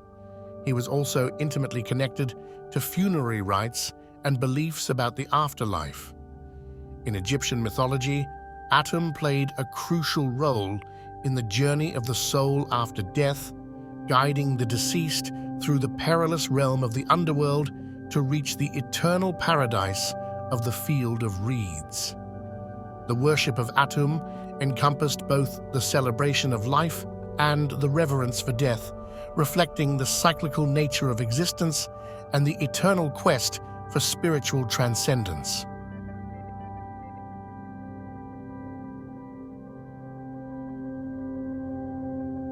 The legacy of Atum endures, a timeless beacon of divine wisdom and cosmic power. Throughout millennia of Egyptian history, Atum has remained a central figure in the pantheon of gods, revered as the ultimate creator and sustainer of life. Atum's influence extends far beyond the borders of ancient Egypt. His teachings and symbolism have left a mark on later religious and philosophical traditions around the world. In Greco-Roman times, Atum was equated with the god Hermes Trismegistus, a figure revered for his wisdom and knowledge of the mystical arts. Even in modern times, Atum's symbolism continues to resonate. From his role as a symbol of creation and renewal to his embodiment of cosmic order and balance, Atum remains a source of inspiration and contemplation for those who seek to understand the mysteries of existence.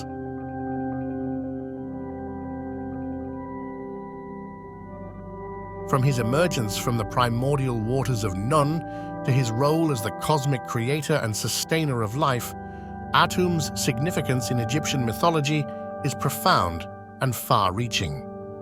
We have delved into the rich tapestry of Atum's mythology, exploring his role in Egyptian cosmology, his symbolism in art and architecture, and his enduring legacy in religious and philosophical traditions. The allure of Atum and Egyptian religion persists, captivating the hearts and minds of people across the globe. We find echoes of our own humanity, our desires, fears, and aspirations, reflected in the stories of gods and heroes who shaped the world in days long past. May the legacy of Atum and the wisdom of the ancients continue to inspire us as we journey through time.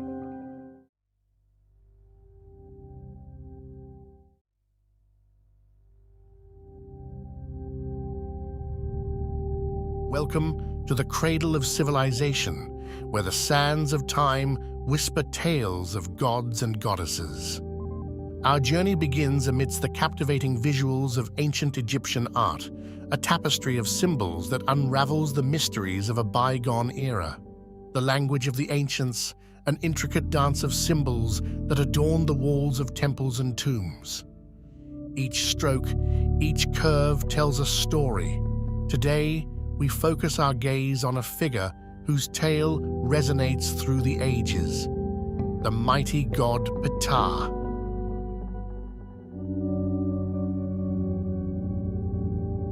As we step into the divine genesis of Ptah, the weaver of destinies, let us unravel the threads that bind this enigmatic deity to the very fabric of Egyptian mythology.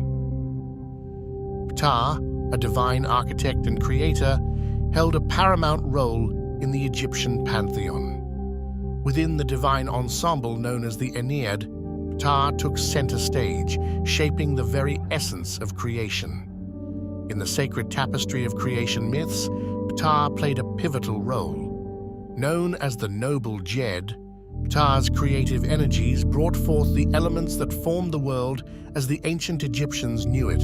Ptah, a deity of multifaceted wisdom and creative prowess, boasts unique attributes and symbols that distinguish him within the pantheon. From the distinctive skullcap symbolizing his role as a master craftsman to the ankh and was scepter symbolizing life and power, Ptah's iconography is a rich tapestry reflecting the intricate layers of his divine nature. In the artistry of ancient Egypt, Ptah's presence is vividly captured. Often depicted as a mummified figure holding the ankh, Ptah stands as a testament to the profound connection between life, death, and creation. Our next stop takes us to the heart of devotion, the city of Memphis. Here, the pulse of Ptah's worship resonated through the grandeur of the sacred temples. Memphis, a living tribute to Ptah, served as the epicenter of devotion. The Temple of Ptah, with its colossal pillars and intricate carvings, stood as a testament to the divine reverence bestowed upon Ptah by the ancient Egyptians.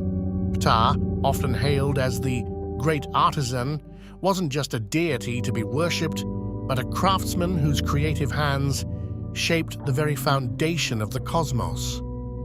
It's said that his words were the blueprint, and his will the architect's vision, guiding the creation of both gods and mortals.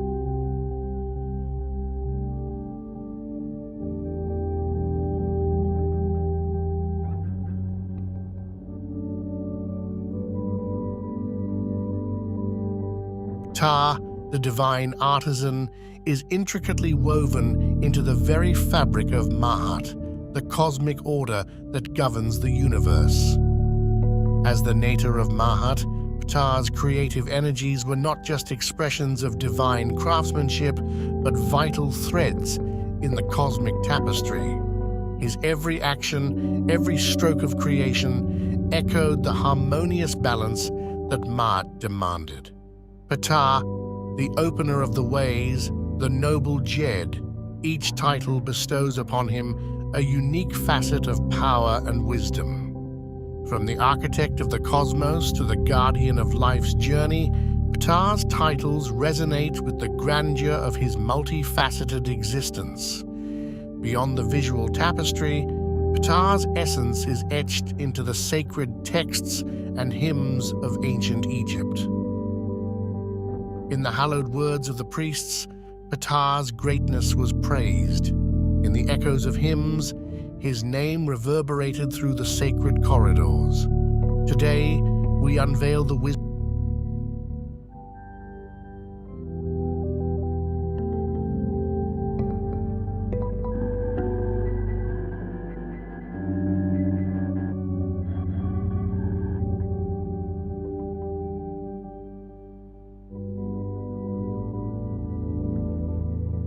From the grandeur of the Old Kingdom to the twilight of the New, Ptah's divine influence resonated through the annals of history, shaping and reshaping the tapestry of Egyptian spirituality. In the golden era of the Old Kingdom, Ptah's prominence was unmistakable, his wisdom guiding the hands of builders and artisans. As dynasties rose and fell, Ptah's divine essence endured, adapting to the changing currents of Egyptian belief. Ptah, the eternal muse of creation, not only shaped the spiritual landscape, but left an indelible mark on the very soul of Egyptian civilization. In the bustling streets of ancient cities, Ptah's name echoed through the air, whispered in reverence by artisans and laborers alike. His image adorned temples, jewelry, and amulets, a symbol of divine craftsmanship woven into the fabric of everyday existence. Whether in the solemn rituals of the priesthood or the joyous celebrations of the people, Ptah's presence was ubiquitous. From birth to death, his guidance was sought, his blessings invoked in every momentous occasion.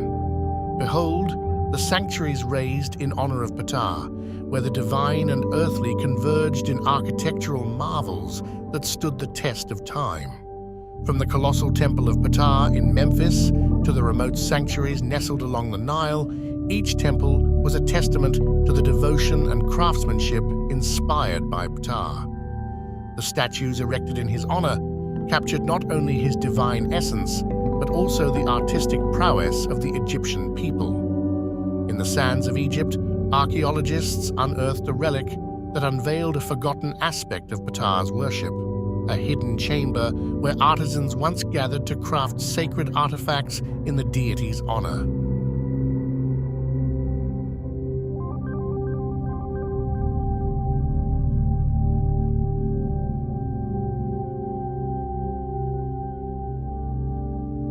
As we journey through the sands of time, we now turn our gaze to Ptah's enduring legacy and his resonance in the modern world, and how the echoes of ancient Egypt continue to reverberate in contemporary art, spirituality, and global culture. Ptah's influence extends far beyond the temples of ancient Egypt, permeating the realms of contemporary art and popular culture. Artists and authors draw inspiration from his wisdom and craftsmanship, weaving his essence into the fabric of their narratives. In the tapestry of modern spirituality, Ptah's name still resonates, celebrated in festivals and gatherings around the world. From the towering obelisks of New York City to the bustling streets of Tokyo, Ptah's image adorns museums, galleries, and cultural landmarks, captivating audiences with the allure of ancient Egypt. The international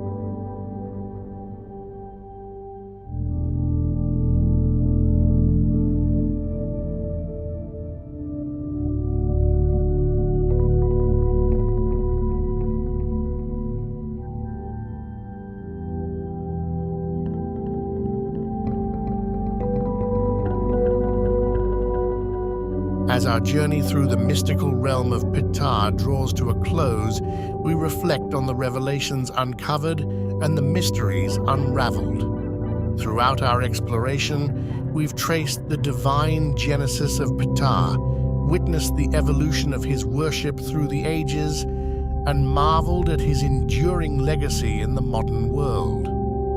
From the sacred temples of ancient Egypt to the global stage of contemporary culture, Ptah's presence remains a testament to the enduring mystique of Egyptian mythology. In Ptah, we find not just a deity, but a guiding force, a beacon of creativity, balance, and eternal wisdom. As we journey onward, may the echoes of Ptah's legacy continue to inspire and illuminate our path. As we bid farewell to Ptah's mystical realm, I leave you with a tantalizing thought. Our journey through ancient civilizations and mythology has only just begun. We start with the birth and upbringing of Horus, a god whose existence is shrouded in myth and symbolism. According to ancient Egyptian mythology, Horus was born to the divine couple, Osiris and Isis. His birth was no ordinary event, as it marked the continuation of the eternal cycle of life, death, and rebirth. The myth tells a tragic tale of Osiris, the god of the afterlife, who was murdered by his jealous brother Set. In her grief, Isis, the goddess of magic and motherhood, tirelessly sought to resurrect Osiris. Through her magical prowess, she conceived Horus. Horus's parentage is a crucial aspect of his mythic identity. Osiris symbolizes the cycle of life, death, and resurrection, while Isis represents the nurturing and protective aspects of motherhood. Isis, in her maternal devotion, played a vital role in protecting and nurturing Horus, ensuring his safety and preparing him for his divine destiny. Horus is often depicted with the head of a falcon, a symbol laden with significance. The falcon, soaring high above, embodies divine kingship, keen vision, and swiftness qualities attributed to Horus. The falcon-headed deity represents not just a god, but a divine protector and a symbol of justice. His vigilant gaze, like that of a falcon, oversees the world, ensuring balance and order in the cosmic scheme of things. In the early dynastic period, Horus was primarily associated with kingship and protection. He was revered as a deity guiding pharaohs in their divine rule, symbolizing the rightful heir to the throne. As the Old Kingdom unfolded, the myth of Horus solidified, emphasizing his role as the divine protector of the pharaoh and the guarantor of Ma'at, the ancient Egyptian concept of cosmic order. With the Middle Kingdom came a shift in the representation of Horus. He became more accessible to the common people, transcending his association solely with the pharaoh. During the New Kingdom, the attributes of Horus expanded. He was not only a guardian, but also associated with the sun god Ra, embodying both the celestial and earthly realms. As Egypt experienced foreign influences, Horus's myth adapted to the changing political landscape. The late period saw a resurgence in Horus's role as a nationalistic symbol, rallying the people against foreign rule. Regional variations in the worship of Horus became more pronounced during this time, with different cults emphasizing specific aspects of his mythology based on local beliefs and needs.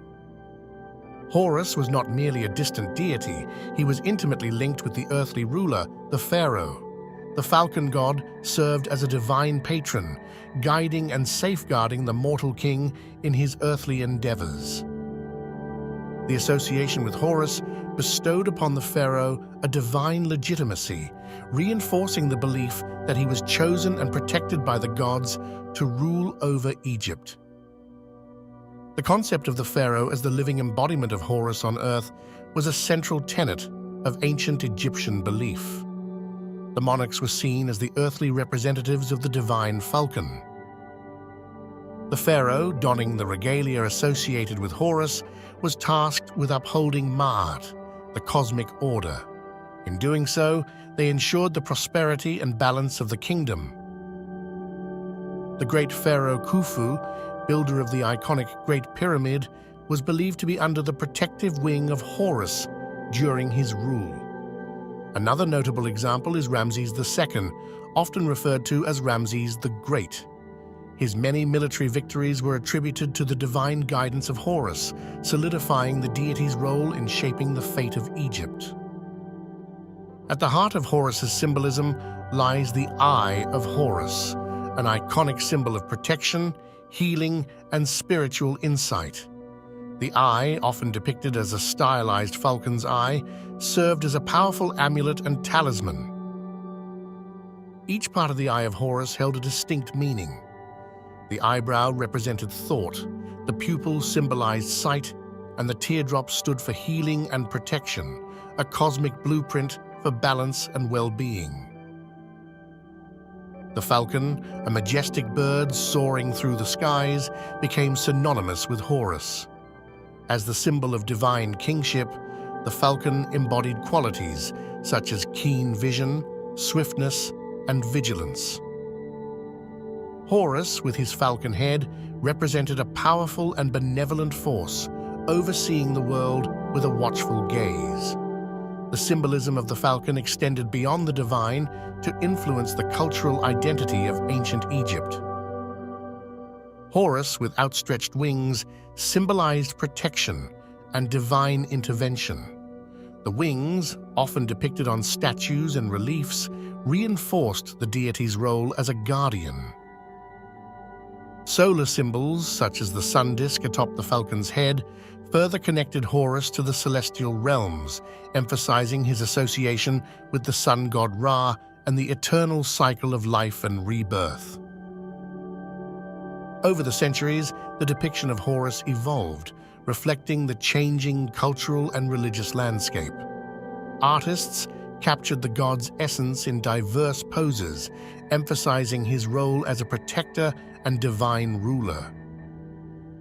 One of the most magnificent tributes to Horus stands proudly in the city of Edfu, the Temple of Horus. This grand structure, built during the Ptolemaic period, is a living testament to the enduring worship of the falcon god. The Temple of Edfu is adorned with intricate reliefs and statues depicting Horus's mythological battles and triumphs. Its grandeur and detailed craftsmanship make it one of the best-preserved temples in Egypt. Beyond the grand temples, statues and monuments dedicated to Horus dotted the Egyptian landscape. These sculptures, often depicting the god in regal attire, reinforced his association with divine kingship. Notable among these is the colossal statue of Horus at the Temple of Kom-Ombo, where the god is depicted with a double crown, symbolizing his dual role as both a regional and national deity.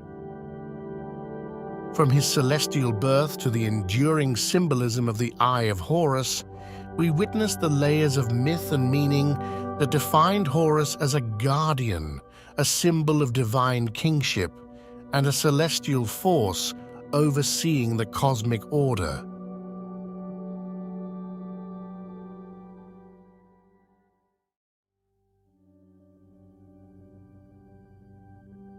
Ra, the sun god, held a paramount position in the Egyptian pantheon. As the eternal sun, he embodied life, light, and the cyclical nature of existence. His significance permeated every aspect of ancient Egyptian life, from the grand temples to the humblest of households. Enter the mystical realm of the Heliopolitan Ennead, a divine assembly of 9 revered deities originating in the sacred city of Heliopolis. Among this celestial gathering, Ra emerged as the celestial ruler, his radiance illuminating the very fabric of creation. Within the cosmic dance of gods and goddesses, Ra took center stage. His rule extended beyond the skies, shaping the earthly realm. As the benevolent force sustaining life, Ra also held the power to judge and maintain cosmic order, a duality that defined his divine essence. At the dawn of Egyptian civilization, a celestial force emerged, destined to shape the very fabric of their beliefs. This force was Ra, the radiant sun god, whose origins are deeply intertwined with the mysteries of creation and cosmic order. Ra, the cosmic luminary, held a paramount role in the Egyptian pantheon. As the sun god, he was revered as the bringer of light, warmth, and life itself.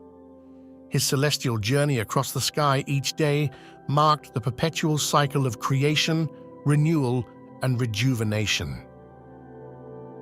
Picture the radiant sun sailing majestically across the sky in a celestial boat. This solar boat wasn't just a myth. It represented the eternal journey of Ra, symbolizing the cyclical nature of time, sunrise, and sunset. The boat became a powerful metaphor for life's perpetual journey and cosmic balance. At the heart of Egyptian cosmogony lies a tale of divine creation, where Ra, the sun god, played a pivotal role in shaping the universe. In a dance of cosmic forces, Ra embarked on a journey of self-creation, emerging as the radiant force that would govern the celestial realm. As Ra's brilliance expanded, so did his divine family. Nut, the sky goddess, Geb, the earth god, Shu, the god of air, and Tefnut, the goddess of moisture, formed the celestial ensemble that would shape the very fabric of the Egyptian pantheon. Each deity contributed a unique essence to the cosmic balance. The intricate relationships within Ra's divine family were the threads that wove the cosmic tapestry of Egyptian mythology. Nut and Geb, locked in a passionate embrace, symbolized the union of the sky and earth. Shu, their son, became the god of air, separating the cosmic elements. Tefnut, the moisture, completed this divine quartet. As the sun sets on the horizon, Ra embarks on a nightly odyssey through the realm of the dead.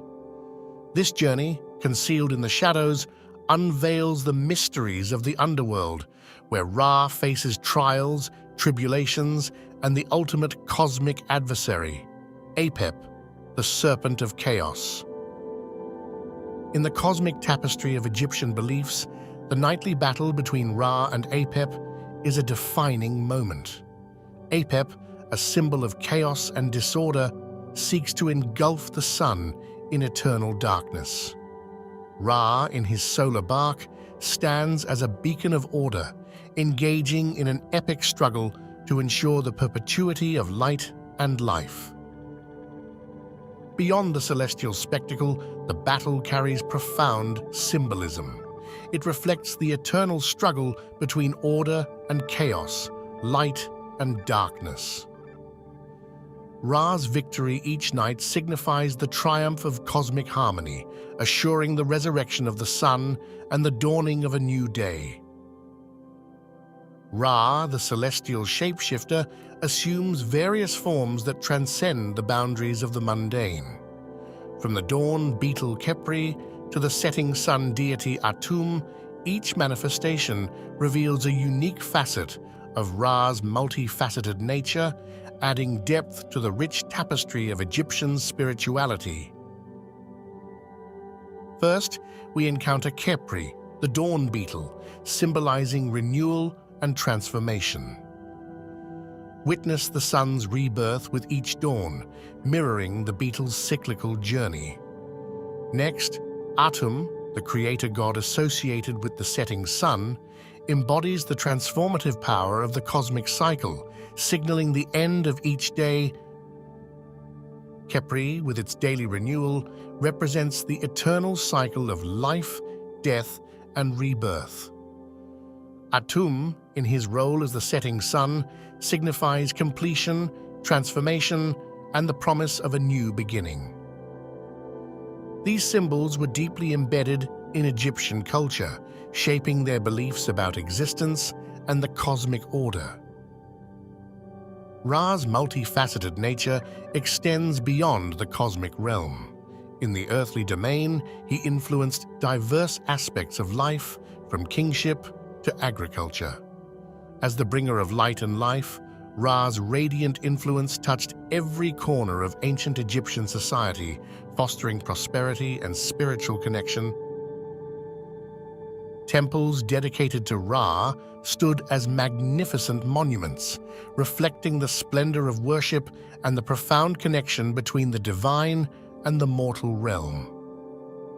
Our journey begins with an overview of one of the most awe-inspiring temples, the Karnak Temple, a testament to the grandeur of Ra's worship. Behold the Karnak Temple, a sprawling complex that stood as a beacon of devotion to Ra.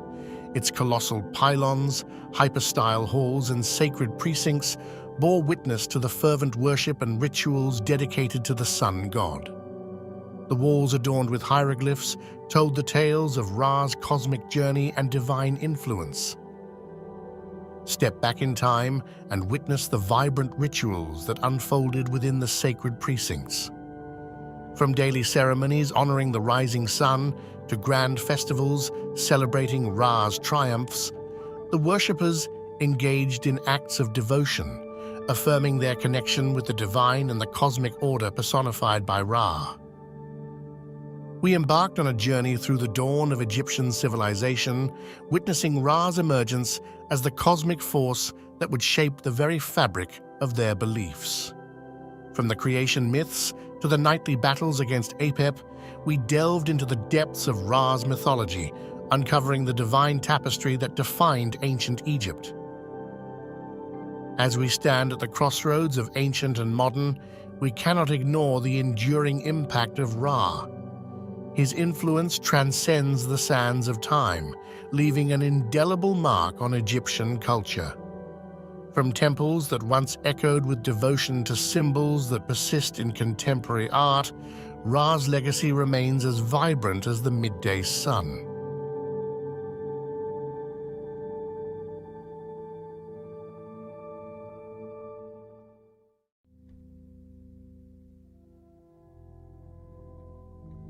Osiris, the illustrious god of the afterlife, fertility, and rebirth, was not born of mortal unions, but from the celestial embrace of two powerful deities, Nut, the sky goddess, and Geb, the earth god. According to ancient Egyptian mythology, Nut and Geb were not only parents, but also represented the vast expanse of the cosmos. Nut, the sky, arched over the earth. Geb and their union gave birth to Osiris, enveloping him in the harmonious duality of the heavens and the earth. The union of Nut and Geb goes beyond mere parentage. It symbolizes the very essence of cosmic order. Nut, stretching across the sky, embodies the celestial realm, representing order, while Geb, the earthly expanse beneath, is the foundation of life and fertility. Osiris, born from this divine union, carries the symbolism of both celestial and earthly parentage. His essence is a bridge between the spiritual and the physical, embodying the interconnectedness of the Egyptian cosmos. Early representations showcased Osiris with distinct characteristics, often holding the crook and flail, a symbol of rulership and fertility. Hieroglyphs played a crucial role in conveying the myth of Osiris. They were not just symbols, but a storytelling medium, immortalizing the narrative of his birth, his divine parents, and the balance they brought to the cosmos. Osiris takes center stage in the Heliopolitan Aeneid, a divine assembly of 9 deities revered in ancient Egyptian cosmology. The Aeneid was a celestial family, each member representing an essential aspect of creation. And there, in their midst, stands Osiris, a god of unparalleled significance. Osiris wasn't just a god among gods. He held a unique position, embodying principles of life, death, and rebirth. His presence in the Heliopolitan Aeneid signifies his importance in the grand narrative of creation. In the beginning, the universe was shrouded in chaos, and from this chaos emerged the Aeneid, led by the wise Osiris. Osiris's presence in the creation myth symbolizes order and purpose. As the world took form, he stood as a beacon of stability, ensuring the balance between the forces of creation and the ever-present chaos. Osiris's role extends beyond the act of creation. He becomes a custodian of divine order and balance, essential elements in the Egyptian worldview.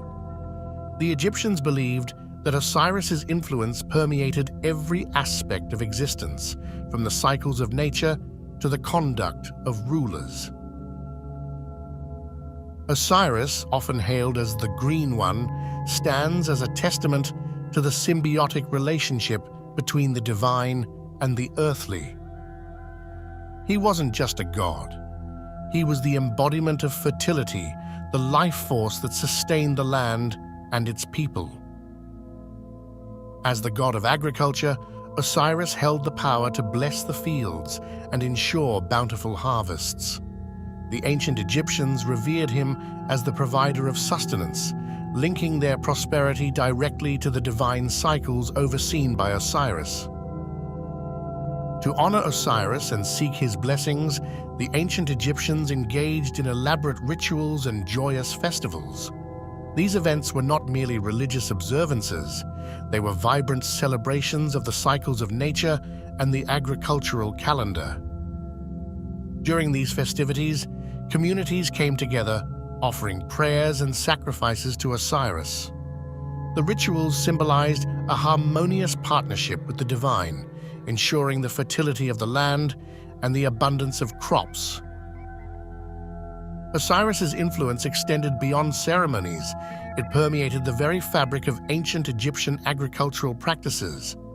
The farmers saw Osiris not only as a god, but as a guide, influencing their methods and techniques. Osiris, the god of eternity, transcended his role as a deity and became the very embodiment of ideal kingship in the eyes of the ancient Egyptians. His qualities, wisdom, and sense of justice set the standard for earthly rulers. Kings sought to emulate Osiris, aiming to embody the divine attributes that he personified: fairness, benevolence, and a deep connection to the cosmic order. The pharaohs, considered the living Horus and earthly representatives of the divine, also carried the essence of Osiris within them. They were seen as the bridge between the mortal realm and the afterlife. Much like Osiris, pharaohs were expected to uphold justice, maintain cosmic balance, and ensure the prosperity of their people. The connection to Osiris was not just symbolic, it was a divine mandate that influenced every aspect of their rule. The coronation of a pharaoh was a sacred event, a ritual deeply intertwined with Osiris's divine legacy. The ceremony wasn't just about political ascension, it was a spiritual affirmation of the pharaoh's connection to the divine order. During these rituals, the pharaohs received symbols and regalia associated with Osiris, signifying their divine mandate to govern with wisdom and justice. The rituals reinforced the belief that Osiris's spirit guided the pharaohs in their earthly duties. The Assyrian myth, a cornerstone of Egyptian cosmology, is a tale that resonates across the ages. It begins with Osiris, a god revered for his wisdom and benevolence, but his journey takes a dark turn. Osiris, in all his glory, falls victim to the treacherous plot of his own brother Set. The narrative becomes a profound exploration of cosmic balance, disrupted by jealousy and betrayal. Set, consumed by envy and ambition, orchestrates a deceitful plot that leads to Osiris's tragic demise. In an act of betrayal, Osiris is entombed in a coffin and cast into the Nile, symbolizing the ebb of life and the inevitability of mortality. This pivotal moment marks the descent of Osiris into the realm of the afterlife, a journey that holds profound implications for the Egyptian understanding of death and rebirth. Enter Isis, the devoted sister-wife of Osiris, whose love and grief propel her on a quest to resurrect her fallen husband. Her journey becomes a testament to the enduring power of love, magic, and maternal devotion. Through Isis's unwavering determination and magical prowess, Osiris is momentarily brought back to life. The union of Osiris and Isis leads to the miraculous birth of Horus, the falcon-headed god of protection and kingship. As Osiris's myth resonated across the Nile, a powerful and enduring cult emerged. The worship of Osiris transcended regional boundaries, capturing the hearts and minds of Egyptians from all walks of life. From the bustling cities to the tranquil villages, the reverence for Osiris became a unifying force, a shared spiritual journey that connected the diverse tapestry of ancient Egyptian society. To honor Osiris, majestic temples and sacred sites rose across the Egyptian landscape like monuments of devotion. These architectural marvels were not just places of worship, but gateways to the divine, where the presence of Osiris was felt profoundly. Temples dedicated to Osiris, such as the renowned Temple of Abydos, became focal points for pilgrims seeking spiritual enlightenment, solace, and a connection to the God of eternity. Pilgrimages, sacred journeys undertaken by devout followers, played a crucial role in the cult of Osiris. These pilgrims traversed the ancient Egyptian landscape, seeking proximity to sacred sites imbued with the divine essence of Osiris. The spiritual significance of Osiris varied across regions, with unique rituals and traditions evolving. Yet the underlying theme remained the same: an earnest quest for spiritual enlightenment and a connection to the god who held the keys to the afterlife. The cult of Osiris, with its diverse expressions and shared devotion, stands as a testament to the profound impact of this god on the spiritual fabric of ancient Egypt.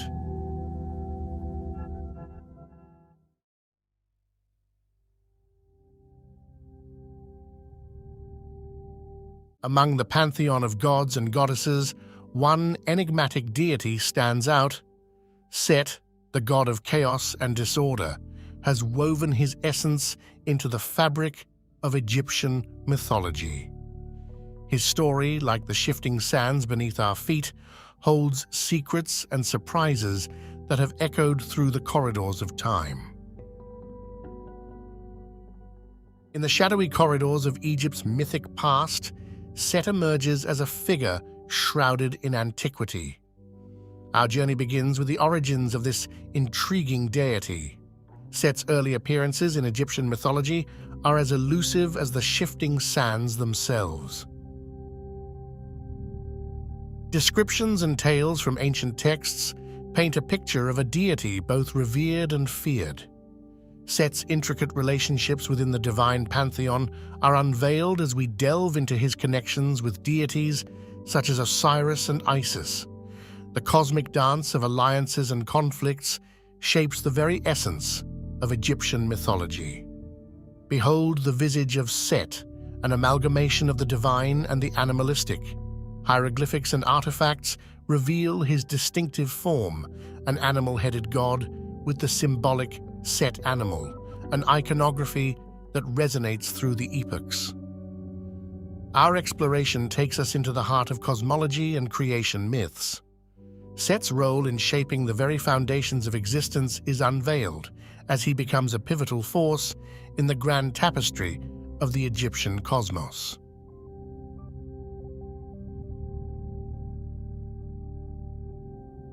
As we venture deeper into the annals of Egyptian mythology, our focus shifts to Set's role in the grand tapestry of the pantheon. Join us in unraveling the complexities of Set's divine presence. Set, the god of chaos and disorder, strides boldly through the pages of history. His essence, a turbulent force, shapes narratives of tumultuous events and cosmic discord. But within chaos lies a delicate balance. Set plays a pivotal role in the cosmic dance, ensuring the equilibrium of Mythit, the Egyptian concept of cosmic order. His chaotic nature, paradoxically, contributes to the harmony of the divine scales. Set's influence extends beyond the metaphysical, manifesting in the natural world. Storms rage, thunder echoes, and the vast desert, a realm of unpredictability, all bear the mark of Set's chaotic touch. Yet, as we traverse the sands, we discover that the worship of Set is a tapestry woven with regional nuances. His veneration fluctuates, adapting to the diverse landscapes and cultures that embraced his chaotic divinity. Over time, the perceptions of Set transform, evolving with the ebb and flow of history. The expressions of devotion to this deity take on unique hues, mirroring the varied landscapes that echoed with the footsteps of his followers. From the tumultuous storms to the serene desert winds, Set's enigmatic presence weaves through the very fabric of Egyptian spirituality. Our expedition into the mystique of Set takes a compelling turn as we delve into the controversies that shroud this deity. Join us as we unravel the intricate threads of Set's involvement in pivotal myths. At the heart of intrigue lies Set's central role in the Osiris myth, a tale of murder, betrayal, and resurrection. Explore with us the tumultuous narrative that binds Set to the fate of Osiris. Set, a figure of paradoxes, is often cast as a trickster in the divine drama.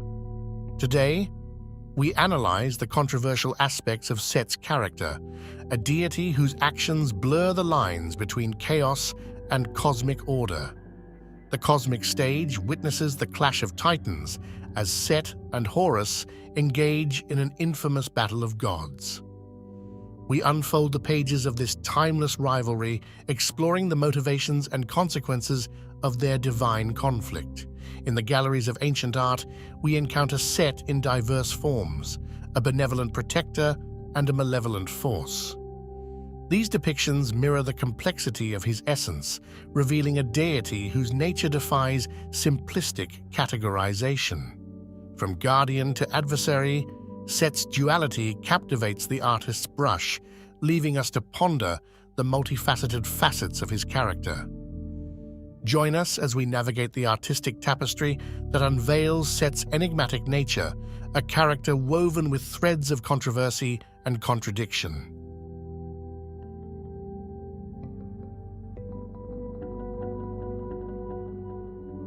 As we navigate the sacred landscapes of ancient Egypt, our focus shifts to the tangible presence of Set in the daily lives and rituals of the people. Join us on this expedition into the heart of devotion and ceremony. Set, the god of chaos and creation, held a significant place in the religious ceremonies of ancient Egypt.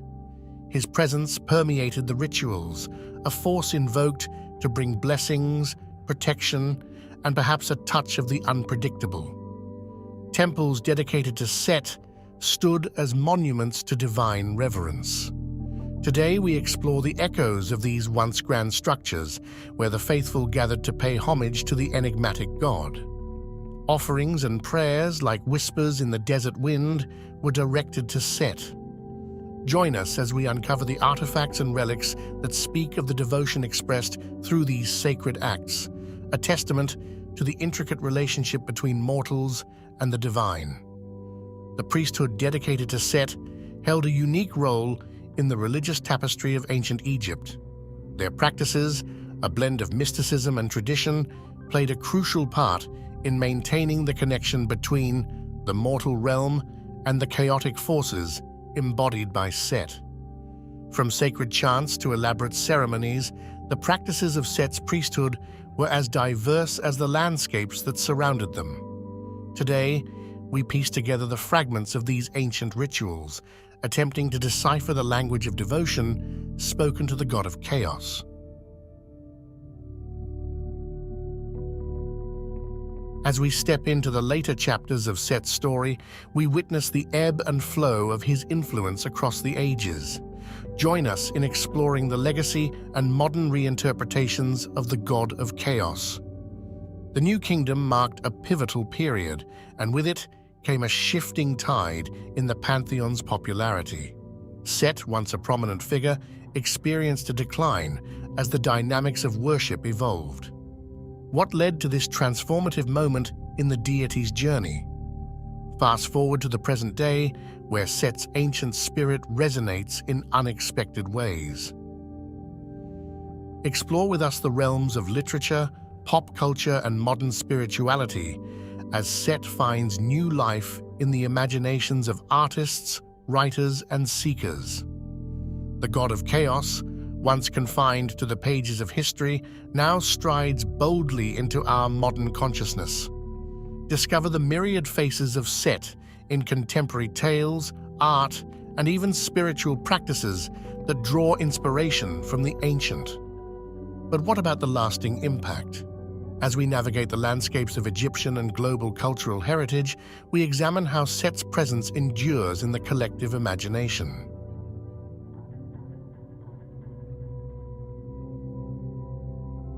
As we stand at the crossroads of time, the tapestry of Set's legacy unfolds before us.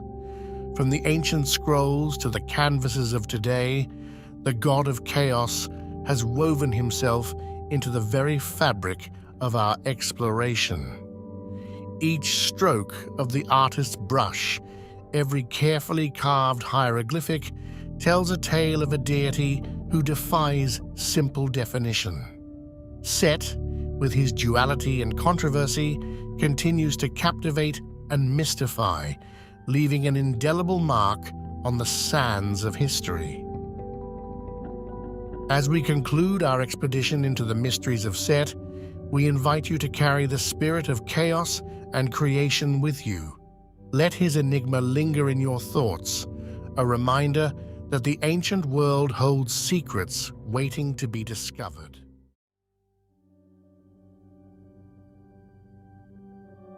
Welcome to the mystical realm of ancient Egypt, a land steeped in myth and legend, where gods and goddesses reign supreme over the hearts and minds of its people.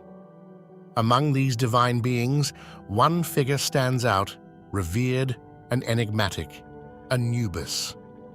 In the vast pantheon of Egyptian deities, Anubis holds a special place as the god of mummification and the afterlife.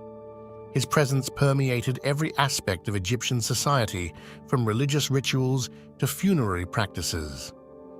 Before we delve deeper into the mysteries of Anubis, let's take a moment to understand the role of gods and goddesses in ancient Egyptian society. To the ancient Egyptians, these divine beings were not merely distant figures to be worshipped, they were integral to every facet of life.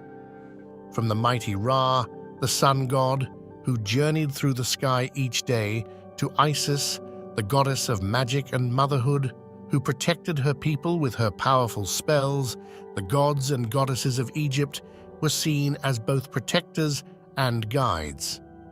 They were believed to intervene in the affairs of mortals, offering blessings to the virtuous and punishments to the wicked. And at the heart of this divine hierarchy stood Anubis, the jackal-headed guardian of the dead. We will now unravel the myths and legends surrounding the god of the afterlife, Anubis.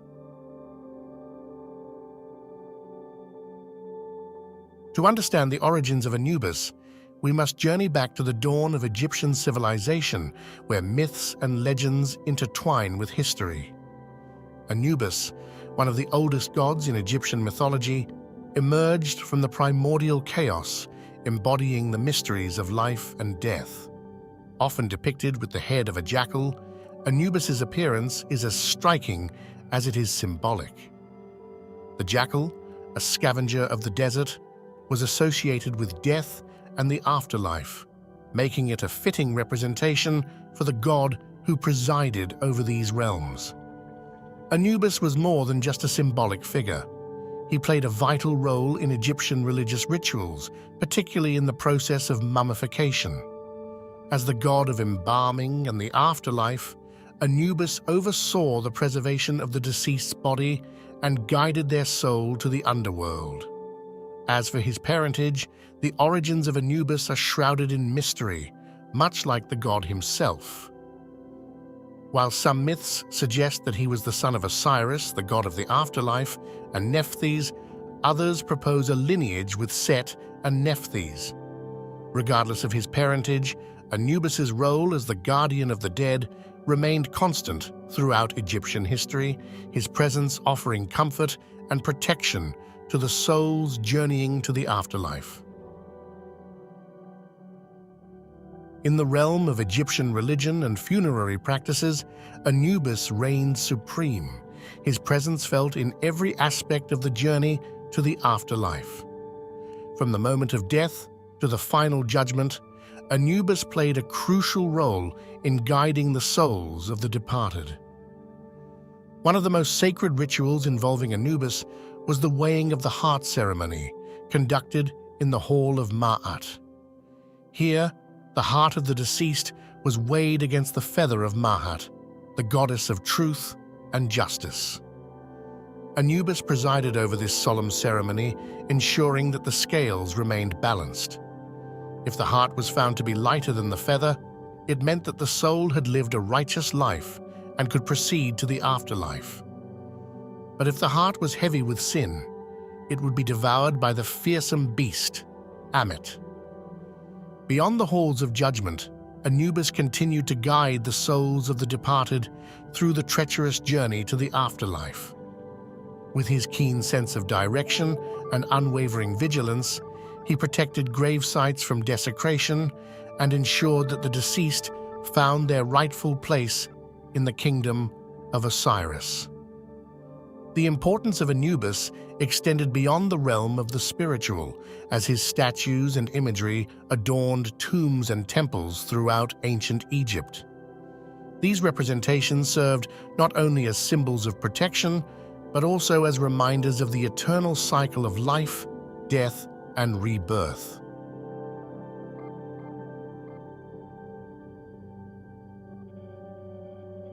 At the heart of Anubis's symbolism lies his jackal form, a powerful representation of death and embalming.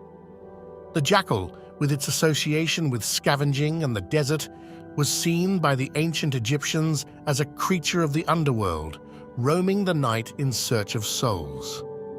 Thus, Anubis's jackal-headed form served as a fitting embodiment of death and the afterlife. But Anubis was not merely a symbol of death, he was also a guardian and protector of the deceased. In this role, he watched over grave sites, ensuring that the souls of the departed remained undisturbed and safe from harm. In Egyptian mythology, Anubis's unwavering vigilance made him a trusted companion on the journey to the afterlife, guiding souls through the treacherous paths of the underworld. Throughout history, Anubis has been depicted in a variety of forms, from imposing statues to intricate hieroglyphs. These representations not only served as symbols of reverence, but also as reminders of Anubis's enduring presence in the lives of the ancient Egyptians. Anubis's influence extended beyond the realm of art and imagery, as his presence could be felt in the sacred texts and rituals of Egyptian religion. In hymns and prayers, Anubis was invoked as a protector and guide, his name spoken with reverence and awe.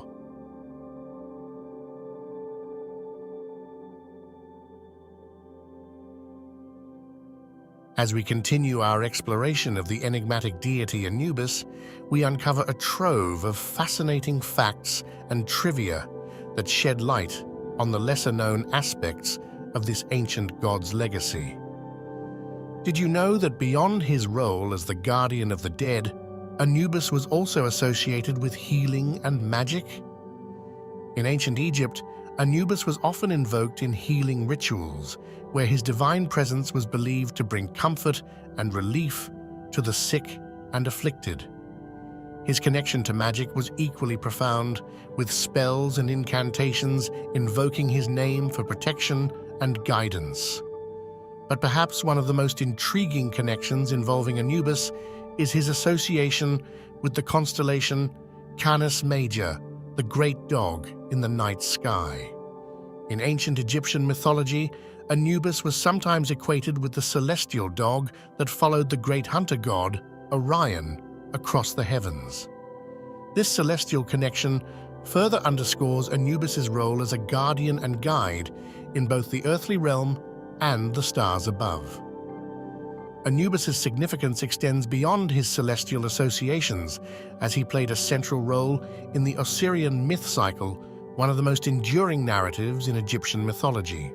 In this myth, Anubis played a crucial role in the journey of Osiris, the god of the afterlife, who was slain by his jealous brother Set. It was Anubis who embalmed Osiris's body, preparing him for his journey to the underworld and eventual resurrection. Finally, Anubis's legacy lives on in modern interpretations and representations, where he continues to captivate audiences around the world. Whether portrayed as a stoic guardian or a mysterious deity, Anubis remains a symbol of death, rebirth, and the enduring mysteries of the afterlife.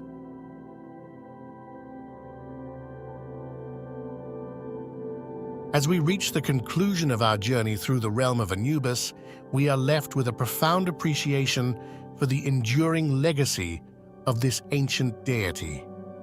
Across the millennia, Anubis has left an indelible mark on Egyptian culture and continues to captivate hearts and minds around the world. Anubis's imagery and symbolism have permeated every aspect of human expression, from ancient art and literature to contemporary media and pop culture. His jackal-headed form and enigmatic presence have inspired countless artists, writers, and filmmakers to explore the mysteries of death and the afterlife. In today's world, the fascination with Anubis in Egyptian mythology remains as strong as ever. From blockbuster movies to best-selling novels, Anubis continues to play a prominent role in popular culture, his image serving as a potent symbol of death, rebirth, and the eternal cycle of life. The legacy of Anubis extends to the hearts and minds of people around the world who are drawn to the rich tapestry of Egyptian mythology. Through museums, exhibitions, and archaeological discoveries, Anubis continues to inspire wonder and curiosity, inviting us to explore the ancient wisdom of the Nile Valley. In closing, Anubis stands as more than just a figure from the distant past. He is a timeless symbol of the human quest for understanding and transcendence. As we gaze upon his jackal-headed visage, we are reminded of the mysteries that lie beyond the veil of mortality and the enduring legacy of those who have come before us. And so, we bid farewell to Anubis, the guardian of the dead, the guide to the afterlife, and a symbol of the eternal journey of the human spirit. Thank you for joining us on this journey through the fascinating world of Anubis and Egyptian mythology. See you next time.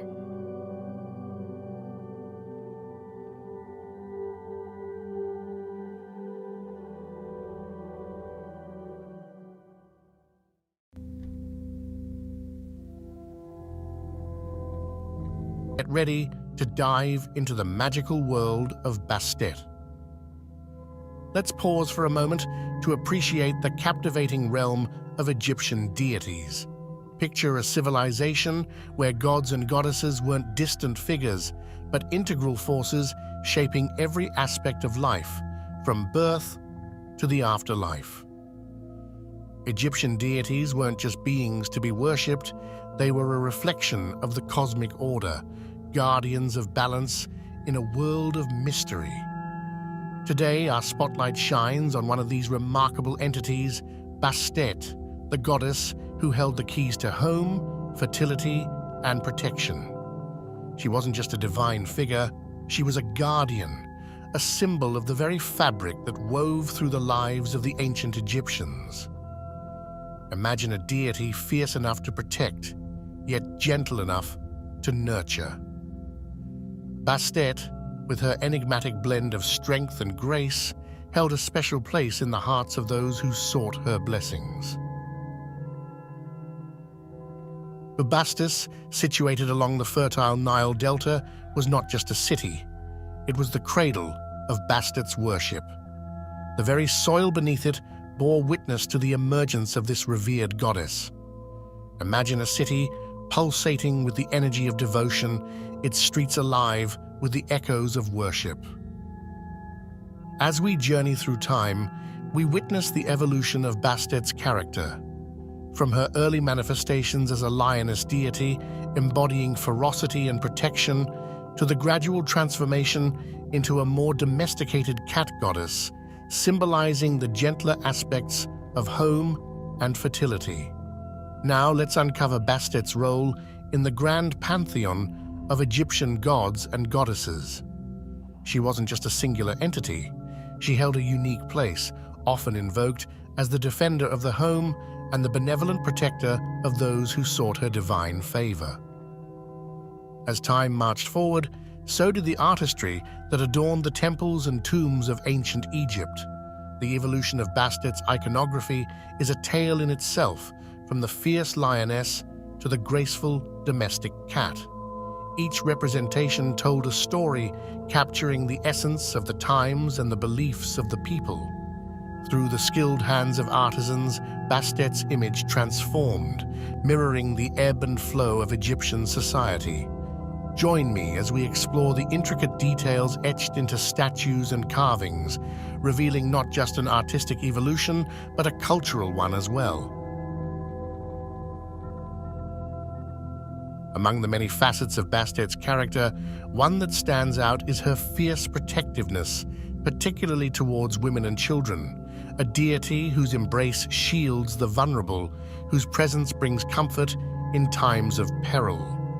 Bastet was painted as a guardian, a nurturing force in the lives of those who sought her refuge.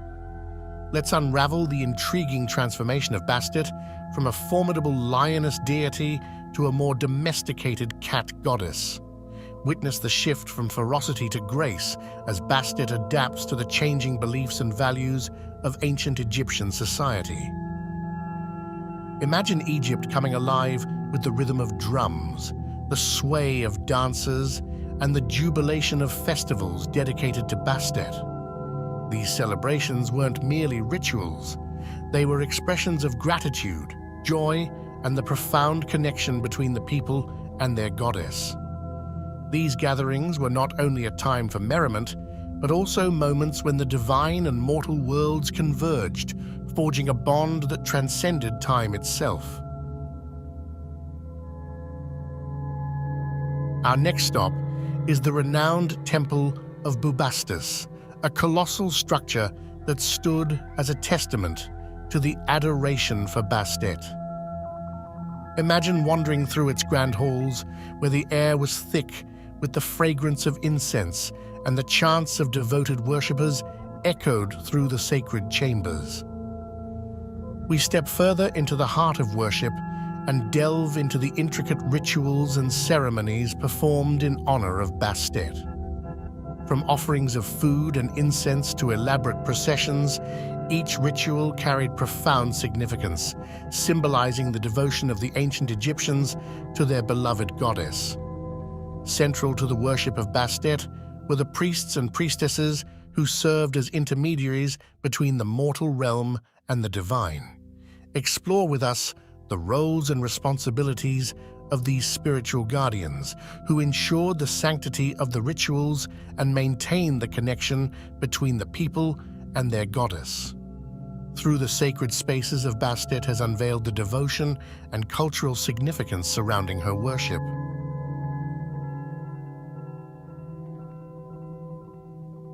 As we step forward in time, let's explore how Bastet's influence persisted in later periods of history and transcended the borders of ancient Egypt.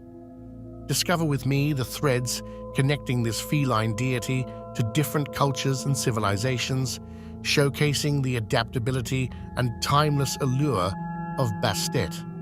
Fast forward to the present day, and Bastet continues to prowl through the fabric of modern Egyptian culture.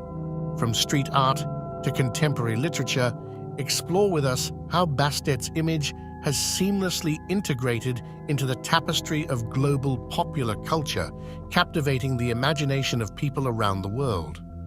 Archaeological excavations have unveiled treasures that further illuminate Bastet's story.